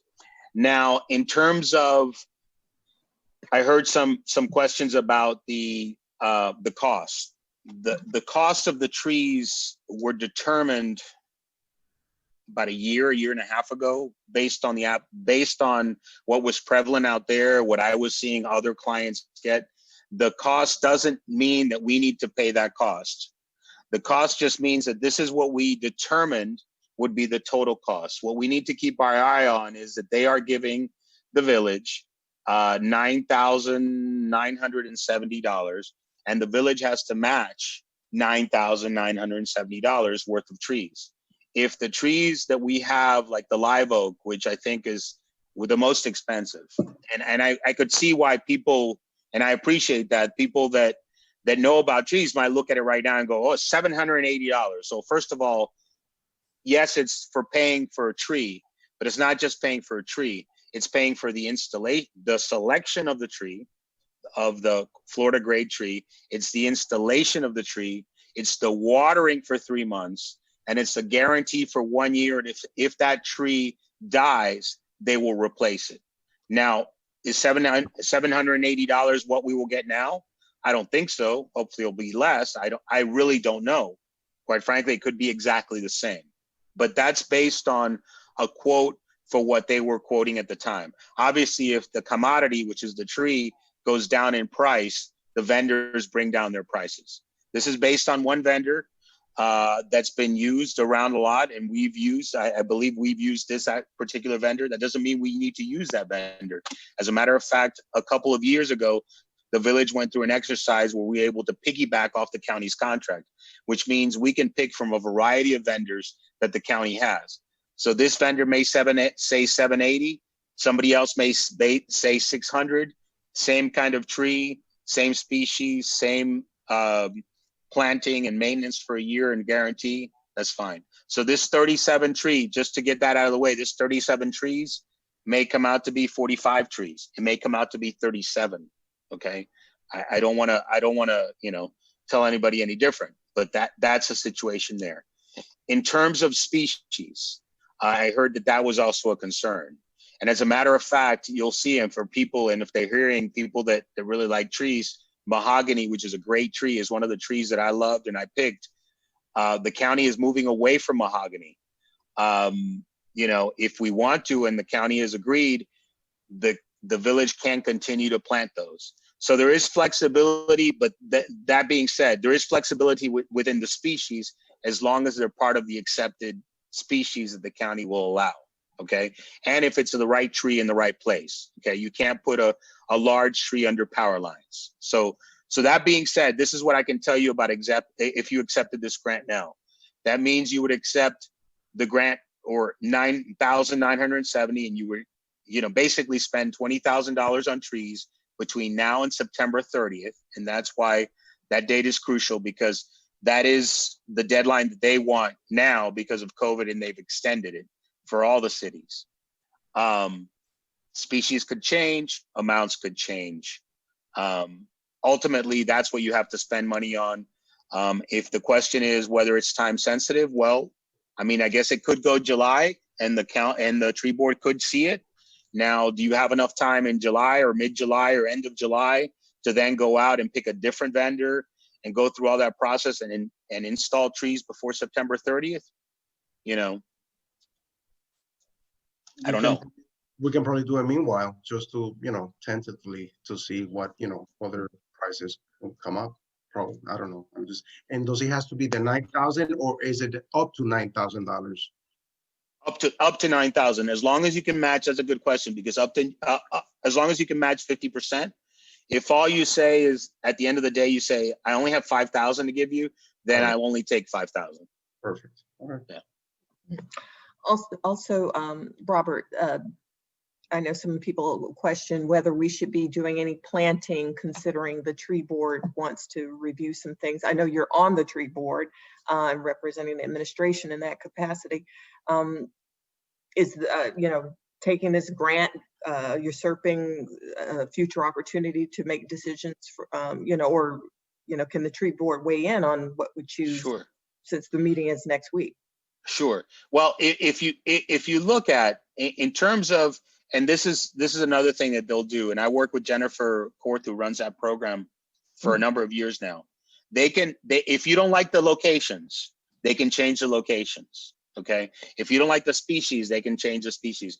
Their goal, and this woman is very good about trying to make this program successful, is they want to get trees in the ground. Okay. As long as they want to get trees in the ground. If you want to do it in parks, for example, I know that you had a walkthrough with Miami-Dade County, right? And there was a number of species that were discussed. If you want to do it in parks, and you can make a case particularly for walkability and increasing the tree canopy, they'll allow you to do that. Okay, so the tree board can certainly have an impact on this particular project. It just so happened that they got started when the project process was already in play. Obviously that's the reason we have a tree board. Is in a perfect world, they would have opined on this application way before, but they didn't. They didn't come into play until after this was already submitted, and we, quite frankly, had been awarded the funds. Okay. Before I call on to a couple of hands here that are raised, why did they move away from mahogany? Do we know? Curious. Yeah, it's crazy, actually. They say that it, and I'm not a tree expert per se, but they say that the pods that it drops is staining sidewalks, staining, I don't know, right of way. And they wanted to move away from those pods because they didn't want to maintain it. And I fought back for you guys, and actually West Miami, who's one of my clients, and said, why not mahoganies? These cities love mahoganies. They're great street trees. People still like them. And they said, okay, as long as you can say that you'll continue to take care of them, which you will, because it's in your right of way, but that in the next few years, they're probably going to totally move away from them. So it's more of a maintenance issue, I think. We get more complaints about block olives, but okay. Yeah, well, block olives are not on the list anymore. So that's why we don't have to worry about them anymore. They're not, we don't plant them anymore in the county. Vice Mayor Nickerson? Yes, as far as my question was, as far as the grant deadline, if we don't pass this tonight, does that affect us getting the grant at all? Like, I don't know when the grant deadline is. That was my question. Well, I told, so they sent this a while back, and obviously because of COVID-19 and everything was on the back burner, and they've been pushing, like, when are you going to get this passed? We told them it would get passed tonight. I could always go back to them and say, in 2 weeks, if that's going to be, but if I told them and said it's not going to be till August, they might have a concern. And that being said, even though I tell you the September 30th is what the deadline that they told us that we do it, I think as long as we get the trees in the ground by September 30th, I think we're fine, as long as we don't complete the project, totally, and pay everything. Thank you. So Councilperson, Madam Mayor, if I may. Councilperson Roman, the tree board meeting is what day, Councilperson Roman? The 30th, Tuesday the 30th at 6 o'clock. It Like, hasn't been next advertised Tuesday, yet. It needs to, huh? Okay, so this upcoming Tuesday, next Tuesday, June 30th? Mhm. Okay, so we'll have time before the July council meeting to get that input in. So, Mr. Ruano, so if this waits till July's full council meeting, the fourth Tuesday in July, is that too late? Or is that okay? Would that be okay with you and your opinion? For me, it doesn't, I mean, really, it doesn't, it's not up to me. It's up to the county. I think it's a little bit late for them because the season is almost over in the year. But I'll tell you this, and I will refer to the village attorney, is maybe there is a way to accept the grant and then make particular with certain authority or changes or something that the council can review and give final authority to, you know? So maybe it's not fully signed and executed until the county, the tree board kind of reviews it and gives their recommendations on what changes of species, maybe, you know. Thank you, Mr. Ron. I don't know. Thank you, Madam Mayor. Thank you very much. Thank you, guys. Thank you, Madam Manager. I'm smiling because I have a question. It's definitely not funny, but it's funny. So why do they plant? Because we've been doing this for a few years now, and it's always in August, right? Right in hurricane season. So is there a conversation to like maybe change the time of the year? Because I can vividly recall some of these trees that were planted in August of 17 that during Irma, we had to, cut back a limb and things like that. So I mean, maybe there needs to be a discussion internally with the county that the planting of these trees, this is probably not the most prudent time to do it. Hey, how about Arbor Day, April, March? Gotta say that. Mayor, I mean, in our reality, if it weren't for coronavirus, we would have accepted this back in February or March, and we'd be planting in June or July. So, but you're right. But I will tell you that it is the wet season. So regardless, anytime after April to about October, a lot of cities plant because it is the wet season. Those trees, when they're planted, they're also fortified with like three pieces of plywood. So they actually, do pretty well for storms. It's the like you said, it's the limbs and branches that don't do well from the older trees too. So, but you're right. We should have done it April or May. Yeah. Okay. Any other questions for Robert from the council before I go to Hugh Gladwin? I know he has his hands up. Okay, seeing no hands up from the council, let me go ahead and close the council meeting, open up to public comments, and I want to bring in Hugh Gladwin.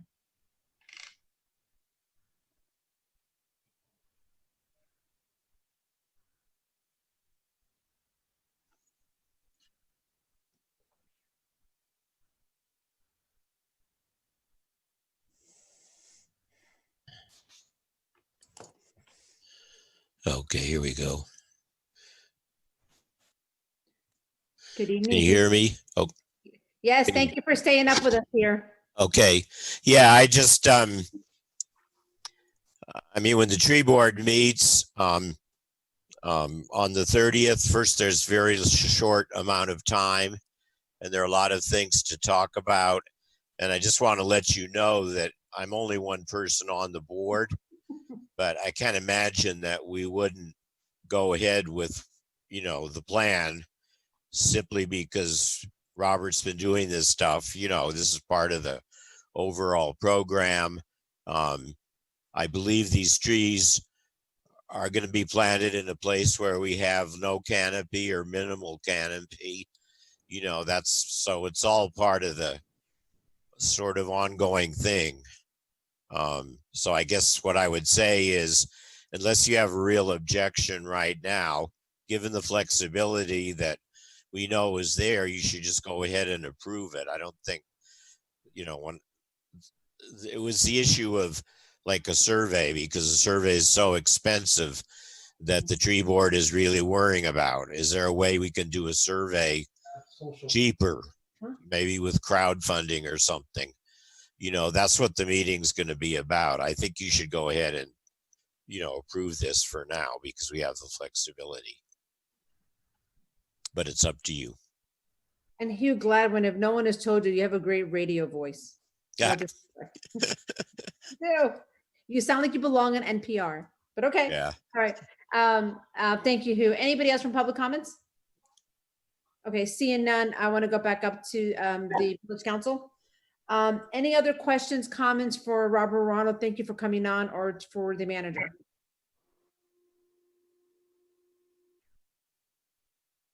Yeah, I'll put my hand up and I'll take it down. But I just wanted to say thank you to Manager Alou for bringing Mr. Rano on.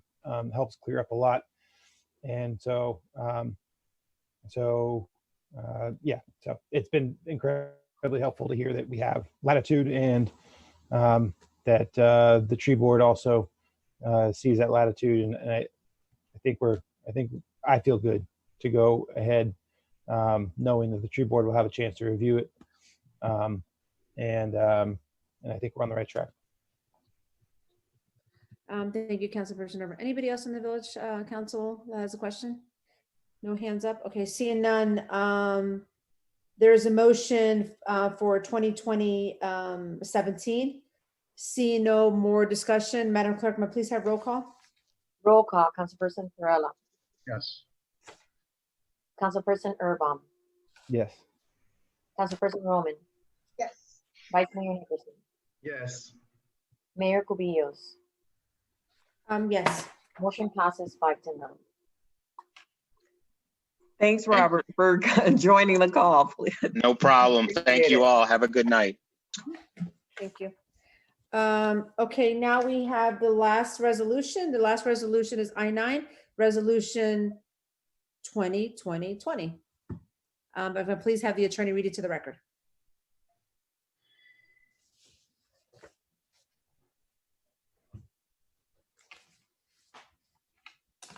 It's the Coronavirus Aid Miami-Dade County CARES Act.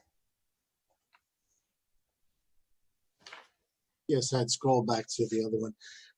A resolution of the Village Council of El Portal, Florida, urging Miami-Dade County Mayor Carlos A. Jimenez and the Board of County Commissioners of Miami-Dade County, Florida, to transfer Coronavirus Aid Relief and Economic Security Act, CARES Act, direct federal funding received by Miami-Dade County to the Village of El Portal and the other units of local government within the county based on population rates of COVID-19 cases. Further directing the village clerk to transmit a copy of this resolution to the village officials named herein. Sponsor Mayor Claudia V. Camillos. I don't know if the attorney wanted to give a little background on that, additional background. Yes, generally, when the CARES Act passed, there was a population threshold to receive direct funding from the federal government. I believe the number was 500,000 residents. And so with that threshold to receive funding, obviously only the most populous jurisdictions receive direct funding. Dade County, in round numbers, received about $900 million in direct funding from the federal government. So what this resolution seeks to do is to encourage the mayor to consider to send funds based on per rata population and expenditures to municipalities, some of that money received. That's basically all it is. My understanding is that they're considering doing that as of the last meeting we had last Friday. So, hopefully this will move that process along faster. This is something that I believe all of the members of the League of Cities are adopting and sending to the Dade County Mayor and also Commission. Thank you, Norman. And I just want to clarify, when the attorney said mayor, he meant the Miami-Dade County mayor to approve this, not me. So because with the CARES Act had the benchmark of 500,000 for population, no city Miami-Dade County qualified except the county itself. So yes, the county did receive an influx of money. So all of us on different aspects have been working on this. I know the manager meets regularly with her colleagues for the Manager Association. The attorney meets on Fridays, and I've been meeting on Thursdays, and we're all having the discussion from an administrative point, from a legal point, and from an elected point on how we can work together to be able to, in the hopes that the county will consider it. I can tell you that in the most recent county call that I had today, it's not that they're not willing to do it, it's the formula that they're coming up with. The formula that is predominantly being used from the county is this CBG formula, but that would not be appropriate to use for this. So they're looking as far as population and formula so that, you know, El Portal, Miami Shores, Miami Beach, Doral, Miami Lakes, West Miami, they can all get their allotted amount. So, and it's all contingent upon population, what we spent with regards to coronavirus and the impact that it's had in our administration and our cost of doing business, and the lack of revenue that we have that impacted us during the time that we've been partially closed and completely closed. So we're hoping that with these ongoing resolutions, out of the 34 cities, I think my recollection is about 20 cities have already put this resolution forward. The first city that did it was the city of Miami, I believe, and thereafter every city has been following a suit, and then it gets sent to the county. And it's just simply to hope that we can get monies due to us that the federal government has trickled down and that the county has officially received. So with that said, again, I just want to make it really clear, they have every intention of doing it. It's just the formula that they're coming up with. And we're hoping that with these resolutions, we can sort of, you know, kind of tell them, hey, hurry up, you know, we're all in this together. Every city wants to receive their appropriate amount. So I'll take any questions if I can answer them. If not, I will defer them to a specific member of the county that could better answer their questions. Any questions from the council? Hearing none, is there a resolution to accept for now, and I'll open up for public comments, resolution number 2020-20. I'll make a motion to accept resolution 2020-20. Motion's been made by Councilperson Urban. Is there a second? I'll second. Second by Councilperson Roman. Is there any other discussion from the members of the council? All right, hearing none. Is there anybody in the attendees still left here that have any questions? Seeing no hands raised, we'll go back to the members of the council. And if I don't see any hands raised, I'll ask Madam Clerk to please call for a roll call. Madam Clerk, roll call. Roll call. Councilperson Pereira. Yes. Councilperson Urban. Yes. Councilperson Roman. Yes. Vice Mayor Nickerson. Yes. Mayor Cubillos. Yes. Motion passes 5-9. Okay, thank you. Now we're going to go into committee reports. Mine is insanely brief. The first thing I want to steal the manager's, I'm sure she's going to mention this, but we all got the email during this call. So the governor has extended the virtual meetings. If he would not have done the virtual meetings was going to expire June 30th. They're going to be ongoing for as long as the safer at home order is in existence for the state of Florida. So that literally is hot off the press. We all just got that while the meeting was going on. I want to commend the manager, did a thorough report on parks. She did a trip around, and I just wanted to make one comment about parks. First and foremost, the report was extensive. It was very good. And I commend her, and I believe Councilperson Perrella went on that journey around El Portal. I just want to make one comment that I saw in the report, and that was the Nature Trail grant that was given to us of $20,000 from the Miami Foundation. And I saw in the report about where the equipment would go. The only reason that has not been done is because we still need the approval of the school board to extend the fence.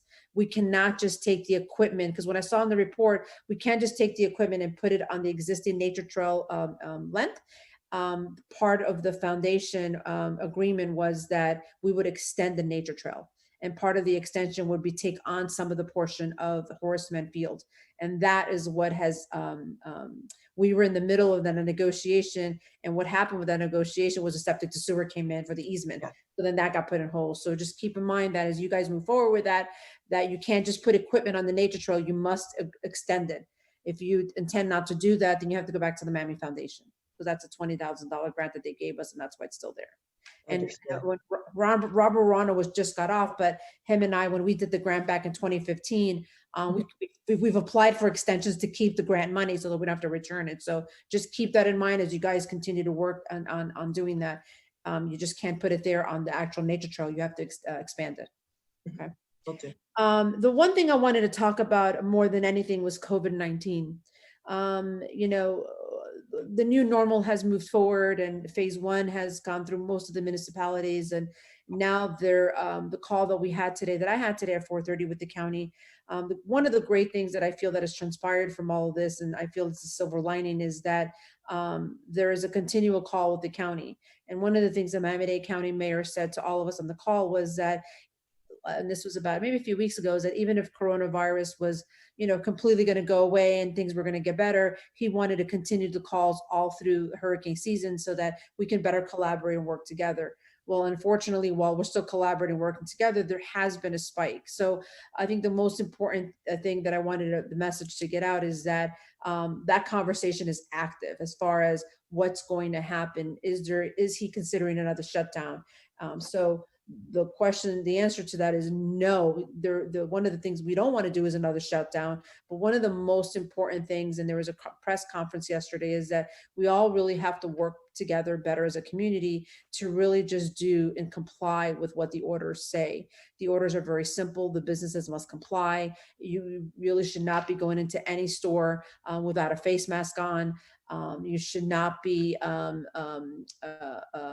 attending a restaurant or restaurant stores, whatever the case may be, without wearing the appropriate face mask or practicing social distancing.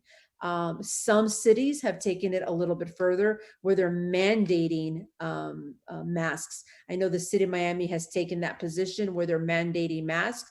It draws some confusion because most of us don't know that when you drive to one place, wait, am I in Doral? Am I in Miami? Am I in Miami Lakes? Am I in North Miami Beach? And it draws a tremendous confusion. But unfortunately, or fortunately, this goes to home rule. While the Miami-Dade County puts an order in and we all must follow that minimum order, every city can always do more. And some cities have opted to do more. City of Miami has opted to do more. City of North Miami Beach has opted to do more. Miami Shores has opted to do a little more. Miami Beach has opted to do a little more. When we were at the press conference yesterday, and the mayor of Miami had said that he was going to mandate masks. Didn't matter if you're walking your dog, didn't matter if you're biking, didn't matter anything. 100% mandate masks. Now, a few of the mayors raised their hand. Well, I didn't raise my hand because, number one, I can't make that decision by myself. It really is a decision for all of us. If you all believe that mandating masks and you want to see that happen in El Portal, well, this is a really good time to have the conversation. So as I mentioned to the chief and to the manager via a text, I believe it was today or yesterday, right after the press conference, I said, hey, I didn't say that. I just said that we need to all comply with what's already in place. And the county has been really specific, saying, you know, these are the times that you must have face covering. These are the times that you must do this. This is the times you must do that. If you all believe that there is a need in the village of El Portal to mandate masks or face covering, that's my question. I don't have, I mean, I can tell you where I'm coming from, but that would have to be a resolution, and then we can present it forward, and we can do that. We can always do a little more strict than what the county puts in. But I can say that after the press conference, I was not one of the mayors that raised my hand. Channel 4 reached out to me today. They asked me, is the village of El Portal mandating masks? And I said, no, I have a meeting tonight. I'm going to bring it up. If it's something that the council collectively wants to do, then we do. But if we don't, then we don't. So that's my question out to all of you. If it's something that you all want to consider, then we'll ask the village attorney to draft the necessary resolution to ensure that that happens. So I open it up for comments. Well, yeah, I have a comment. Fortunately, we don't have any businesses that people is congregating or anything like that in our village. The only thing will be, since the parks are open, then they will have to wear a mask. People doesn't congregating in the parks and this and that. Other than that, you know, it's, you know, very like I walk my dog every day, like twice a day, and I barely encounter other people coming close to you or anything like that. So I don't see it necessary, probably. I don't know. It's just me. I know Chief Magnuson mentioned to me today when we were having a conversation, I want to say it was via text or email with the manager, I don't recall, but he did say, Mayor, Big Daddy's, who is in the village of El Portal, they are complying 100%. I can tell you, as all of you know, I own a business in the village of El Portal, and my staff is 100% compliant. They always have a mask on. Parents are not allowed in the facility right now. Children are picked up at the curbside. But my staff has a mask on 100%. We take temperatures of all the kids that come in. So I can tell you my business is compliant as well. And I'm there all the time. So we're incredibly compliant. But as the chief has said that he has not foreseen anything, but I think more it's like, what do we want to see happen when we're walking our dogs, when we're biking, when we're in the parks, when we go to Village Hall? Is it going to be mandated when they go to the Village Hall? Now technically per the county order, when you enter a government building, a restaurant, a gym, whatever the case may be, you must have a face covering on. It's if we want to do anything more than that. So I would say that for the residents here in the village, it's, my kids play outside, try to get them outside for, at least a couple hours a day, things like this. And it seems that everyone does a pretty reasonable job of keeping their distance from each other here in the village. And so I think we're in decent shape. I think as long as people would have masks available, if they know they're going to be out on an extended walk, for example, just take a mask with you so that if you do, find yourself kind of unable to truly socially distance, you have the mask available, because it seems very clear that masks are highly effective at preventing the spread of this. And so I personally feel comfortable having my kids outside without a mask, playing in front of the house. I give them fairly strict orders in terms of, if other people are using this, if they're playing on the sidewalk and other people are walking on the sidewalk, they have pretty strict rules to come out of the driveway or, get out of the way of people passing through on the sidewalk so that people have fair use of the sidewalk. They don't feel compelled that they have to go out into the middle of the street to socially distance, things like that. So,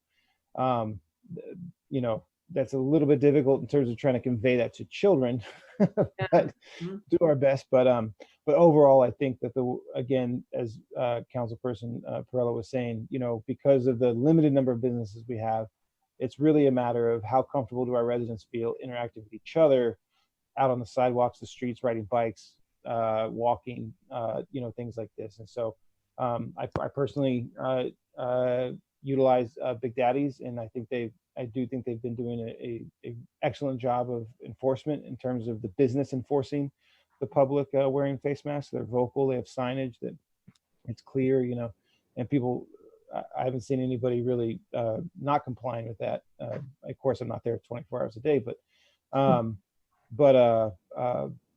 anyway, the point being that I think here in the village, I think it's nice that we have an opportunity to be able to go outside without masks because we have the ability to social distance while we're out.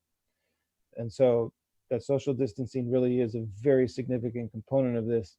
And so overall, I think our residents do an excellent job of complying and maintaining distance when they're out on the walks without masks. Agreed. Any other comments from the council before I ask the chief to make a few comments and the manager? Go ahead, Councilperson Roman. I just want to add that I do agree with Councilperson Urban and Councilperson Perrella and you, Mayor. I too walk my dog twice a day, and people are very respectful and walking away. So keeping a distance. I do see some people wearing masks while they're walking. So I think I'm seeing that, and I think we're good for now. Okay. Vice Mayor Nickerson, any comments? You're good. I want to open up to the chief to give us a little bit of what maybe your police officers have encountered when they're out there, and then I want to hear from the manager with regards to residents coming in. Are they wearing their masks and things like that? So, Chief. There hasn't been any problems with the residents where they're supposed to wear masks coming into the station or the village hall, or to come inside, or even on the fields, the parks, where they're supposed to, where they're walking in the one direction. There hasn't been any problems. And in the instance where we did have to tell a person, you need to pull in the mask before you come in, if they didn't have one, we give them one, but most people had My opinion is we can always ramp it up if we have to, but I don't see the need right now. I think the village, we're very fortunate in the sense that I think everybody or most everybody in the village is well aware of what's going on. There's no arrogance about it or ignorance. They know what's before them, and they've been very responsible thus far. I'm pretty certain that's going to continue. Okay. Ms. Manager? I agree and echo those comments. What we've seen at the Village Hall are people being respectful. Sometimes they forget and they come wanting to open the front door, but we keep it locked. And it is by appointment because that front office is so small, as is the little police lobby. So people are standing outside and will, answer questions and what have you. And so we aren't having any issues. I don't think that it's right for us to, to maybe go to that extent of requiring the face mask at all, every time someone is in public at this juncture, because we do have that space and that opportunity. And so far everybody's being very compliant, very respectful. Even at the parks, I know our officers, drive by, and I do it and my staff does as well. And we don't see people, without masks, or those that have been on their own with the dog, not with other people. So I think the villagers have been very respectful of the situation and have been complying with the CDC requirements and the phases that we've introduced. So I'm pleased with it. How are we doing with regards to supplies for the staff, the police officers, public works, and code enforcement?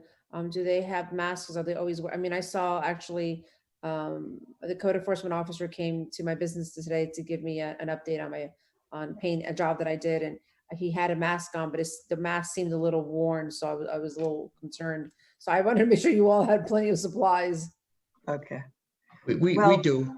We have them, and we started very early in this whole endeavor, and we were able to get per capita for the size of our agency and Village Hall, we're pretty well stocked.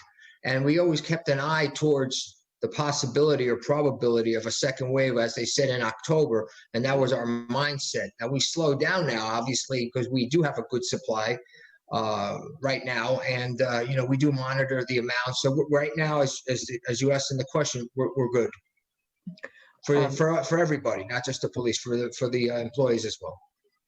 But yeah, we need to replenish ours. I noticed his face mask today as well. So well, we have them. He just needs to come to us. We'll give it to him. Yes. Mm-hmm. So we're good to face mask, Lysol, hand sanitizer. Yes. Okay. Yes. We are. Okay. Any questions from the council members on this with COVID-19 with regards to an update and the spike and anything of that nature? I'll have a full report that will go out by the end of the month with more information, but I think the pressing was a concern of the spike that's going on right now, which is the one thing that we're continually targeting when we're on the calls right now. So I wanted to make sure that everybody has somewhat of a comfort level that it's not being ignored, it's being addressed, and it's being addressed head on right now with all of us with regards to the meetings that we have. Okie dokie. Actually, that's going to conclude my report. I'm going to go ahead and move on to the oh wait, I do have one comment. I didn't know what Councilperson Roman's statement is going to be, but are we going to discuss July 4th? I know that we're not going to potentially have a barbecue. I know, in fact, every city has canceled a barbecue. Some are doing fireworks. So I didn't know if part of your statement was going to be 4th of July. No? Okay, so, okay. No, not at all. I just assumed we canceled it. Okay, okay, so making sure. Okay, making sure. Okay, that concludes my report. So I'll go ahead and go to the village manager's report. Okay, thank you, Mayor. And thank you for giving us the Corona update, because that's going to eliminate me having to tell you all the same things as well. But I have been quite busy all month, and a lot is happening. And as you've seen, two very in-depth reports, one about the flooding that happened at the end of May 28th, and then the other about the parks. And there's another one coming. So I'm sorry to load you up, but I think it's really important that everybody just know, and I know we have some newer members of council who want to know who need to know a lot more, especially because it's public works and it's a big committee. But I will tell you that in addition to what Mayor Cubillo has just reported about COVID, our parks all of our passive parks remain open. People are abiding by the CDC guidelines and requirements that we posted. And, but with the exception of the tot lot, it remains closed. I'm on the South Florida Parks Coalition, and we are putting together some recommendations. Well, we've actually already submitted them to Miami-Dade County mayor about what to do with playground equipment. And at present, I mean, there's just such a, I mean, it's very difficult to maintain that. So it's going to be very heavily, the responsibility will be heavily placed on the park goer or the parents of playground goers. So I think there's a lot more to work out at this point. So at this point, we're remaining closed at the tot lot. And, but I have one other good piece of news, since the tot lot isn't open, but the mobile library is back on track. In fact, they started again on Monday, yesterday, 12 to 1 p.m. They will do the mobile library at the Village Hall. We used to have it on Friday afternoons, but now it's Monday midday. So it's a good time for you to, and there will be social distancing practiced and one person allowed in at a time. There are some regulations that go with that, but it's an opportunity just for children to get some new books and to get out, get a movie or just something new. So that is back online. It started yesterday, and it will be every Monday from noon to 1 p.m. at the Village Hall parking lot.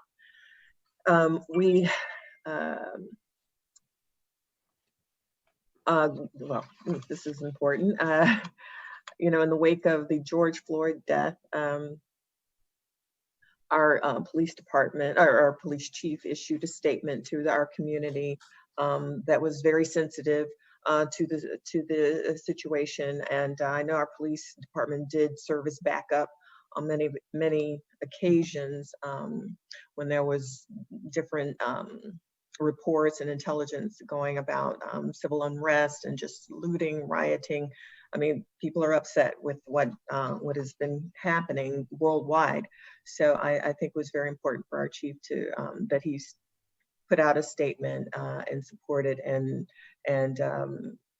he provided that to the members of the council. I'll provide it as well if you would like to have it. But thankfully, we had no incidents of that nature in the village of El Portal or surrounding cities. But I attended a Miami Shores vigil, and I was there with Vice Mayor Nickerson and many other El Portal residents to really support Black Lives Matter and to really support our diverse community. It's really important. So I was glad to have that as a feather in the cap of El Portal, and that we are a diverse community. We really have to support one another and get through this very difficult time. So thank you, Chief Magnuson, for that. We did have a big flooding incident May 28th. A lot of our damages were reported to me from residents, and I'm appreciative of that. I did submit all of that to the county Office on Emergency Management, and though our damages were not as extensive as many others, I still think it's important that I made many good contacts and kind of developed a protocol that was outlined in the memo that I provided to everyone about what we do in cases of flood. I'm still developing that. And I, as Kristen McLean stated earlier on the Zoom meeting, that she and Hugh Gladwin have been in touch with me, and we're talking about a protocol or some kind of strategy for flooding and evacuations. I'm actually meeting with the county Office on Emergency Management on Thursday to kind of come up with a plan for El Portal in terms of evacuation and people who are more vulnerable. I also reached out to the state for some assistance with that, and there's no hard and fast rule, but they are aware of El Portal, and we've been building that relationship, and phone numbers have been exchanged, and I now have direct contacts that I can reach out to with the Division of Emergency Management, as well as South Florida Water Management District, especially as the canal water levels rise. We have to implement some kind of plan where we can report it early and then do it before a certain time of day so that we can get South Florida Water Management District to open those floodgates. So I'm happy for that, and I will continue to work on that and update you all as that occurs. Hurricane preparedness, we are moving along. We've gotten so many supplies in-house, and we're organized and stable. We are ready for anything, I think, at this point.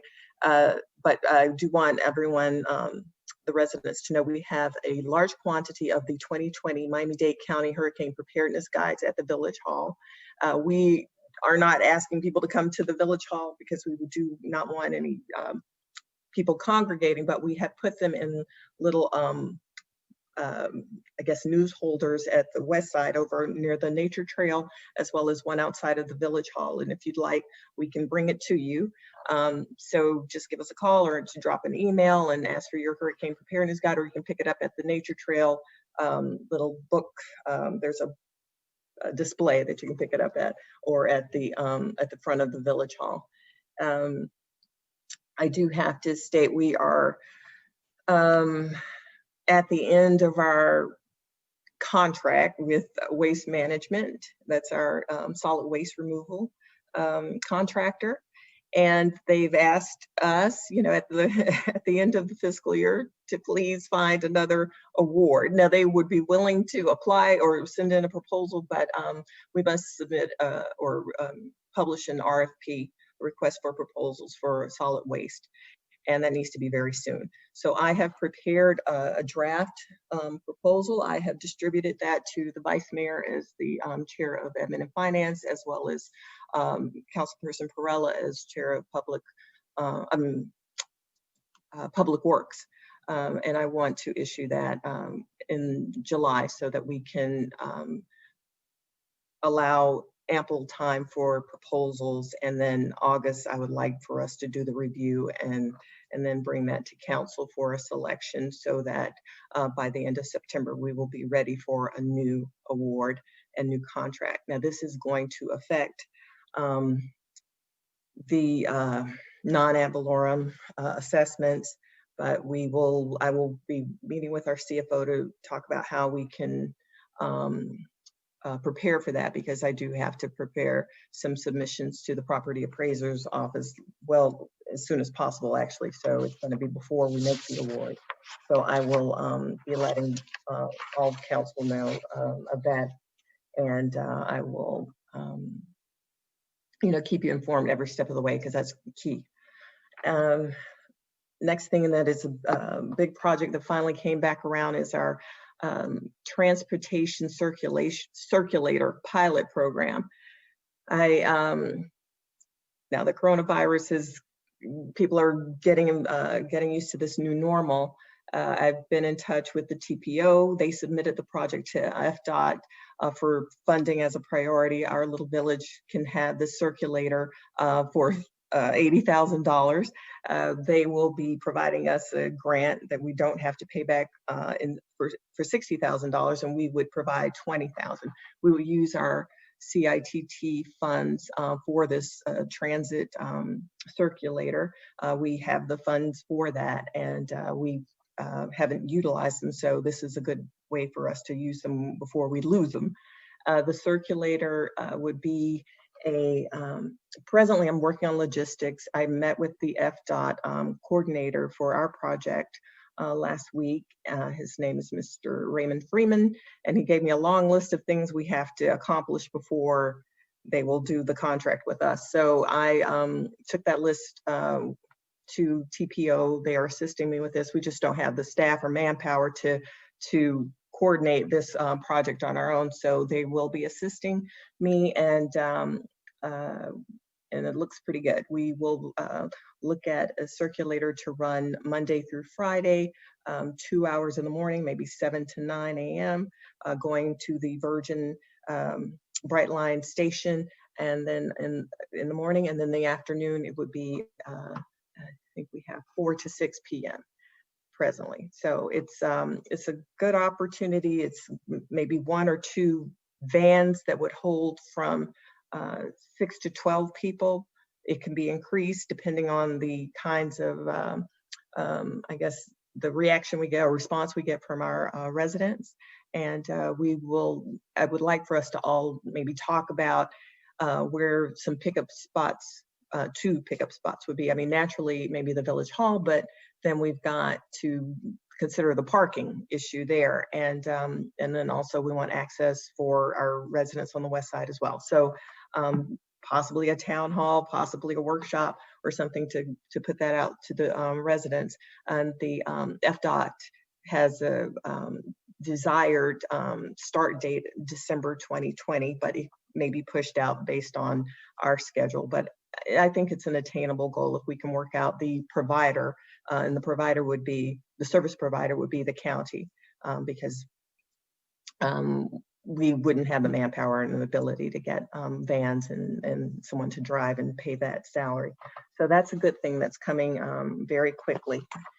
I will let you know just quickly back June 16th, our police chief and staff were very successful in aiding a resident who is vulnerable and had some impairments and was lost for some hours, but was found and was, returned home safely without any issue. So we were happy about that, but just quick thinking, and even though it was a late report from the family of that vulnerable resident, our chief was able to put out a press release and information and photographs, and so our resident returned home safely, and our police staff is continuing to monitor that resident's home, and so we're happy about that. Safe at home. The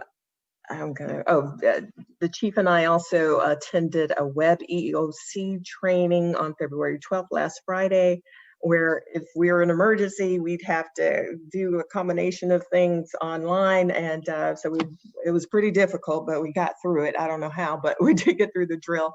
And it was, so I'm sure there are going to be other drills for us to participate in. And if anyone else wants to participate, we would gladly welcome you to learn how to do the emergency response for the village. Just on code enforcement, I mean, there's a lot of things happening, but I will say that we've been getting a lot of complaints about Airbnbs and short-term rentals with the village. The village of El Portal does not regulate these rentals. Miami-Dade County Vacation Rental Ordinance does. And so we don't regulate it presently. I mean, there's something to maybe think about in the future, but just, we've gotten a lot of noise complaints and other issue complaints from residents. So it's just something to look at, but you will see some of that when I give you the list of all of the violation citations and courtesy notices. I will provide that to the council tomorrow when I have my report completed. Also, just an FYI, the building department has revised the building permit application to include the recovery fees. We now have a process in place to capture those recovery fees for projects that go well beyond just the normal review from our planning, our urban planners. And so it's about time, and I'm glad for it. And now we have a process that will get us there. So now we're also notifying anyone who's applying for permits that they will be subjected to recovery fees if it's a more complicated project. So we're happy for that. And our building official, Raul Rodriguez, alerted me today he is retiring and he will no longer be our building official, but CAP government is replacing him with a gentleman named Mark Jean, who I will be meeting with on Thursday. And with Mark Jean comes some newer technologies that that Kat wants to introduce to our building department. We've already kind of implemented some of these things during the Safer at Home, phase of our response to the pandemic. And that's been a good thing. We've been very successful with the online submissions and what have you. So there's going to be more technology introduced, such as virtual inspections for less complicated projects, and some other things that will be really helpful, but like immediate access to find out about where permit, what process, or where in the process a permit is. So we're looking forward to our new building official coming on board, and while we run through this, we'll be leaving us on July 1st, so very soon, next week. I will be meeting with Proserbia to discuss our water supply plan. This is supposed to complete our comprehensive plan finally. It's to wrap it up, so we will be discussing water supply. I've looked it up on my own just to see what that entails. I know presently what we are doing is the implementation of the watering, the watering ordinance that was passed by the county, and they've asked us to adopt that as well. So that's one thing that would fit under that, but we will be talking about water supply planning. So I will be in touch with all of you on that, and clearly that will also be a part of what comes to the resiliency committee that we are forming with our residents and council persons. I met with Councilperson Perella for the parks and the county, and for the parks walkthrough site visit. We did a thorough assessment of each park, and many recommendations were made for each of those parks. And the tree survey was also requested. So we've got 2 needs for the tree survey, one for the tree board, and just so we can plan our planting, but also for our parks and what we want to plan for the parks. So again, I'm looking into the resources that have been provided. It's just information that was provided to me. I know that in another state, there's some technology that allows the residents to also help with this tree survey, but I'll provide that information to the tree board and we can review that. But that is a big part of what needs to happen with our park renovation, and then we will work with the county for the architectural design and what have you. But there were some good things that came out of that report. I know Councilperson Perella was exhausted. We walked a lot that day in the heat, but it was worth it to just get a on the ground view of what's happening in the village. And part of that was also just those sidewalks. The county proposed that we also consider our sidewalks as part of our park systems, because we can walk from one park to the other, or one part of town or part of the village to another. So that's a good thing. And also branding of each park, well, branding with the village, seals and identifying marks, but also as we were talking about the nature trail having the exercise equipment in it, then that could be something that would be the fitness park. And then maybe some way we could develop River Estates Park, because they saw that as an opportunity to really shine, because presently it just looks very vacant and abandoned, but there are some opportunities there. So a town hall is something that me and Councilperson Perella talked about, to engage the community, because clearly they would want to, or should have some, input, and also want to see how this process goes along, because it's a big thing for El Portal, and I think we're off to a good start. And we are still looking for funding. We're actually submitting a grant proposal to HUD CDBG Critical Facilities on June 30th. Robert Ruano and I have been working with Chief Magnuson for critical facilities. We would like to get some funding to just provide some I guess, sustainability in the police department. It's separate from the village hall in this budget request or this funding request, but there are some opportunities for us to kind of enhance the department with a new air conditioning unit, storm windows, storm doors, as well as a generator for the building. So we'll be applying for those funds at the end or next week as well. And we're reviewing other opportunities in the village, such as the storm drains. I've been working with our engineers. We did a full review of the storm drains because we did, once the flooding was done, we wanted to just make sure we were where we needed to be. And though our drains are in good shape, we really need to have a more regular maintenance. So I am receiving proposals right now for that maintenance, and that goes between, I mean, I've been seeing prices between $10,000 to $12,000, which is understandable. We paid that before for this. So, but I want to stay on a schedule for the maintenance. And so that will be coming to you as well. We started our hurricane tree trimming this week late. Sadly, our contractor was, because of the COVID and coronavirus pandemic, they were pushed back a lot on their other jobs. So they started work on the village last Thursday, and they were to start on Monday. So they will honor our contract, and they will dispose of the debris that they collect that comes after the bulk pickup. So they're working to get as much out there as possible as Waste Management picks up bulk this week.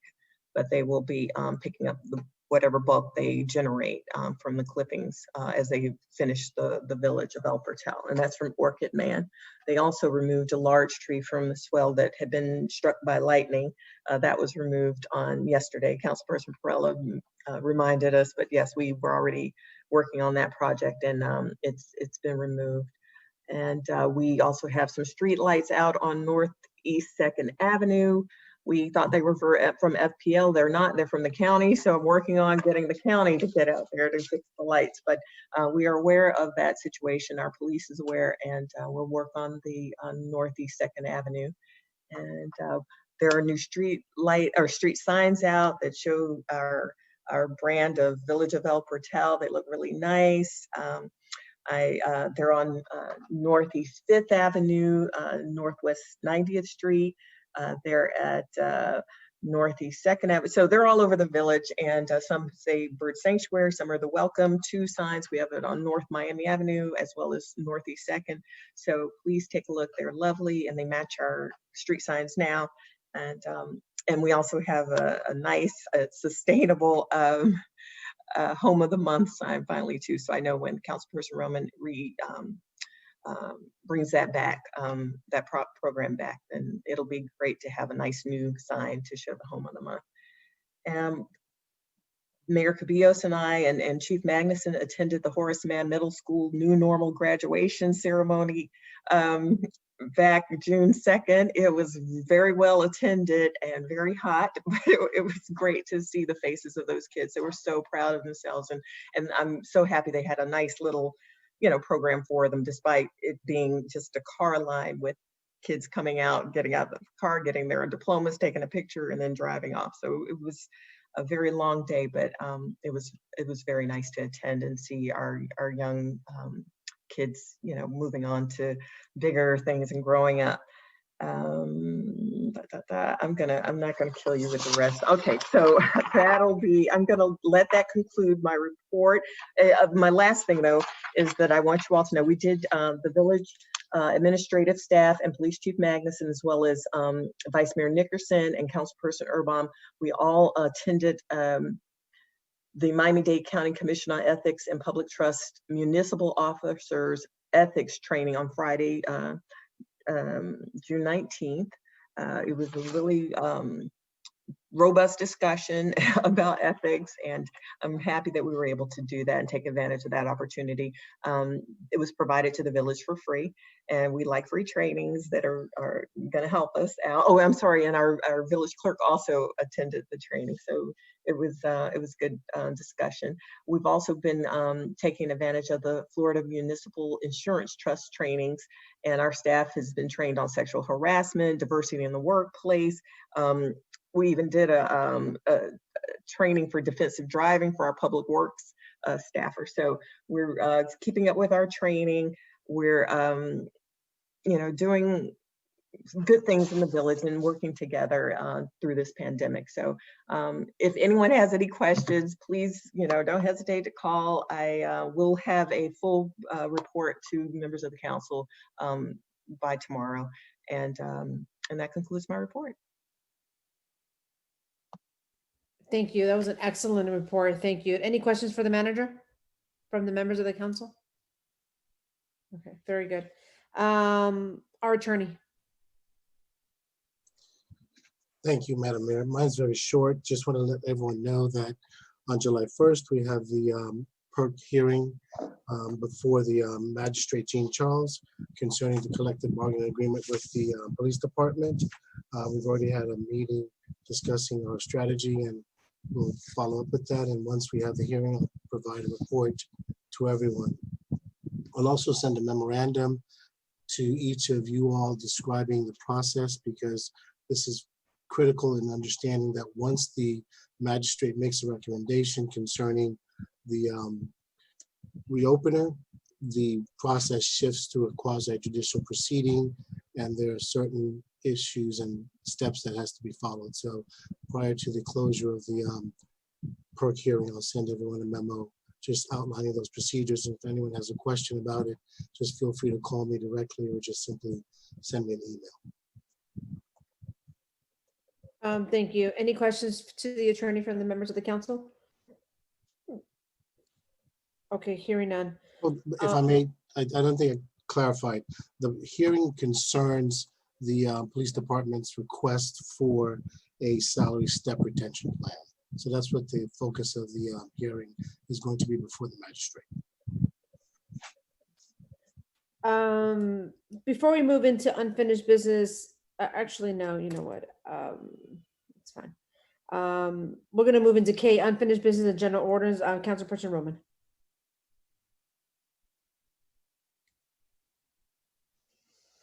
Sorry, I had to unmute myself. Thank you, Council, for allowing me this time. I just want to go over a brief statement. I am going to go ahead and read it just because I want to be precise and I want to be able to not take too long. So I'll start by saying that a wise person once told me that smart people do not respond to BS. And although I agree with that statement, I also believe that when certain actions are taken against your professionalism and to defame your character, then at that point, that BS needs to be addressed. Therefore, I am making this statement in response to a recent blog that twisted the facts in efforts to defame my character, the character of our attorney, and our mayor. I want to start by saying that I ran for office in 2016 after being an active resident for a few years. I was engaged in the village business before I was asked to chair the mayor's task force in 2014 and 2015. I chaired the El Portal Air Fair and other events as a volunteer. I ran for office because I love my community, and everything I have done has been for the betterment of our community. When we run for office, we take an oath that we will serve and protect our community. Part of that oath is holding our staff accountable and making sure that our tax dollars are being well managed.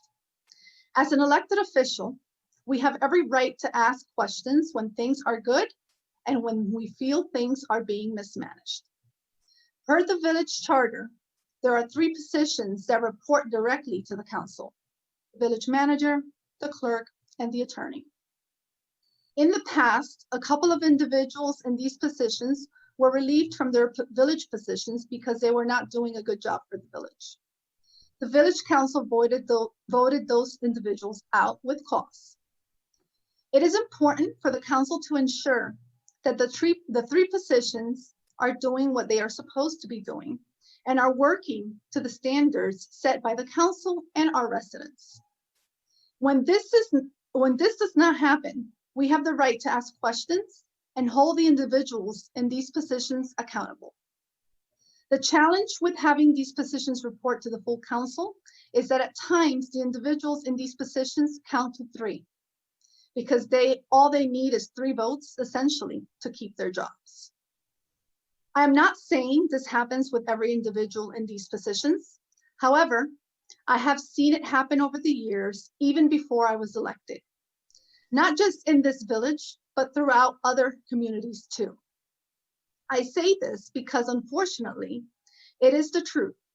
And I think it is important for the new members of the council to understand this as well as our residents. This unfortunately sometimes makes it hard for the council to hold these individuals accountable because they start to play politics, especially when they are being held accountable. My focus as council person in this community has been on representing each of our constituents, ensure that we are making the best decisions for the community, and ensure consistency and accountability of the management of our tax dollars. When I have seen something that is questionable or that does not make sense to me, I have asked questions. I have done this continuously throughout my 2 terms in office, and I have seen others do the same. This accountability, sometimes unfortunately, is met with hostility. And suddenly, the elected officials have negative blogs written about us in hopes that these tactics will prevent us from doing our jobs. We have seen it done in the past with employees that try to divide a small community, and if not stopped, we will continue to see this. This all stems from a current employee that has signed massive amounts of overtime for themselves. However, when we hold that person accountable with our tax dollars, we start to see new blogs written about us. The sad thing is that amid everything that we are facing in the world and in our country right now, this evil exists in our very own communities. Now, I do not know that I know that this is not the majority, but unfortunately, those couple of people that had very personal agendas also do whatever it takes to twist the facts, spread doubts, and lies within the rest of the community. They also take every opportunity to align themselves with people that will help them twist the facts, and sometimes those people are internal. I do not judge the people, I judge the actions. I believe in doing to others as you would have them do to you. And it is no coincidence that that was today's gospel reading. I will not allow fear of lies to overshadow the love that I have for this community and the work that I do to make sure that we are doing what we need to be doing to move the village forward. Before I end, I want to clarify to my colleagues on the council and to the residents of this community that I have not had any personal relationships with any of the staff or contractors of this village, and neither has my husband. If I did, or if we did, I would not have a problem admitting to it because there's no law that says that we could not have a friendship with anyone we worked with. As a matter of fact, if there was a law, then that would have already been broken by others. I am available and I'm happy to answer any questions at any time, as I have nothing to hide. And I thank you for your time.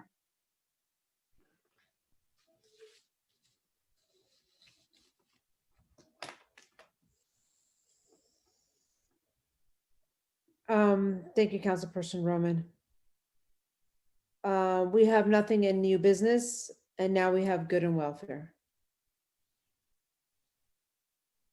If there's anybody in the attendees, I see 5 members left that would like to make a comment, this is the time to raise your hand and you'll be brought in to make a comment. Kyle, we have Courtney.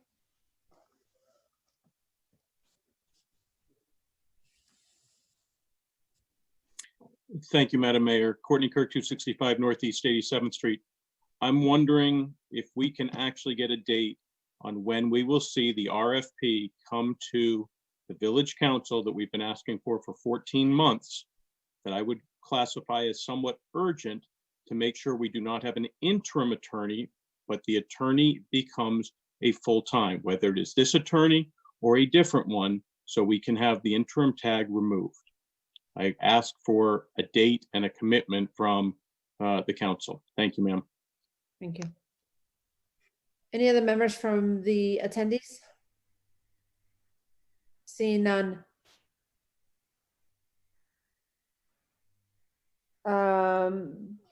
Any members of the Council for Good and Welfare? Seeing none. May I have a motion to adjourn, please? I'll make the motion to adjourn. Motion's been made by Councilperson Urban. Is there a second? I'll second. Second by Councilperson Roman. All in favor signal by saying aye. Aye. Any nays? Hearing none, our council meeting for June 23rd concludes at 11:17 p.m. Thank you. Thank you, guys. Take care. Have a good night. Good night. Bye-bye. Bye.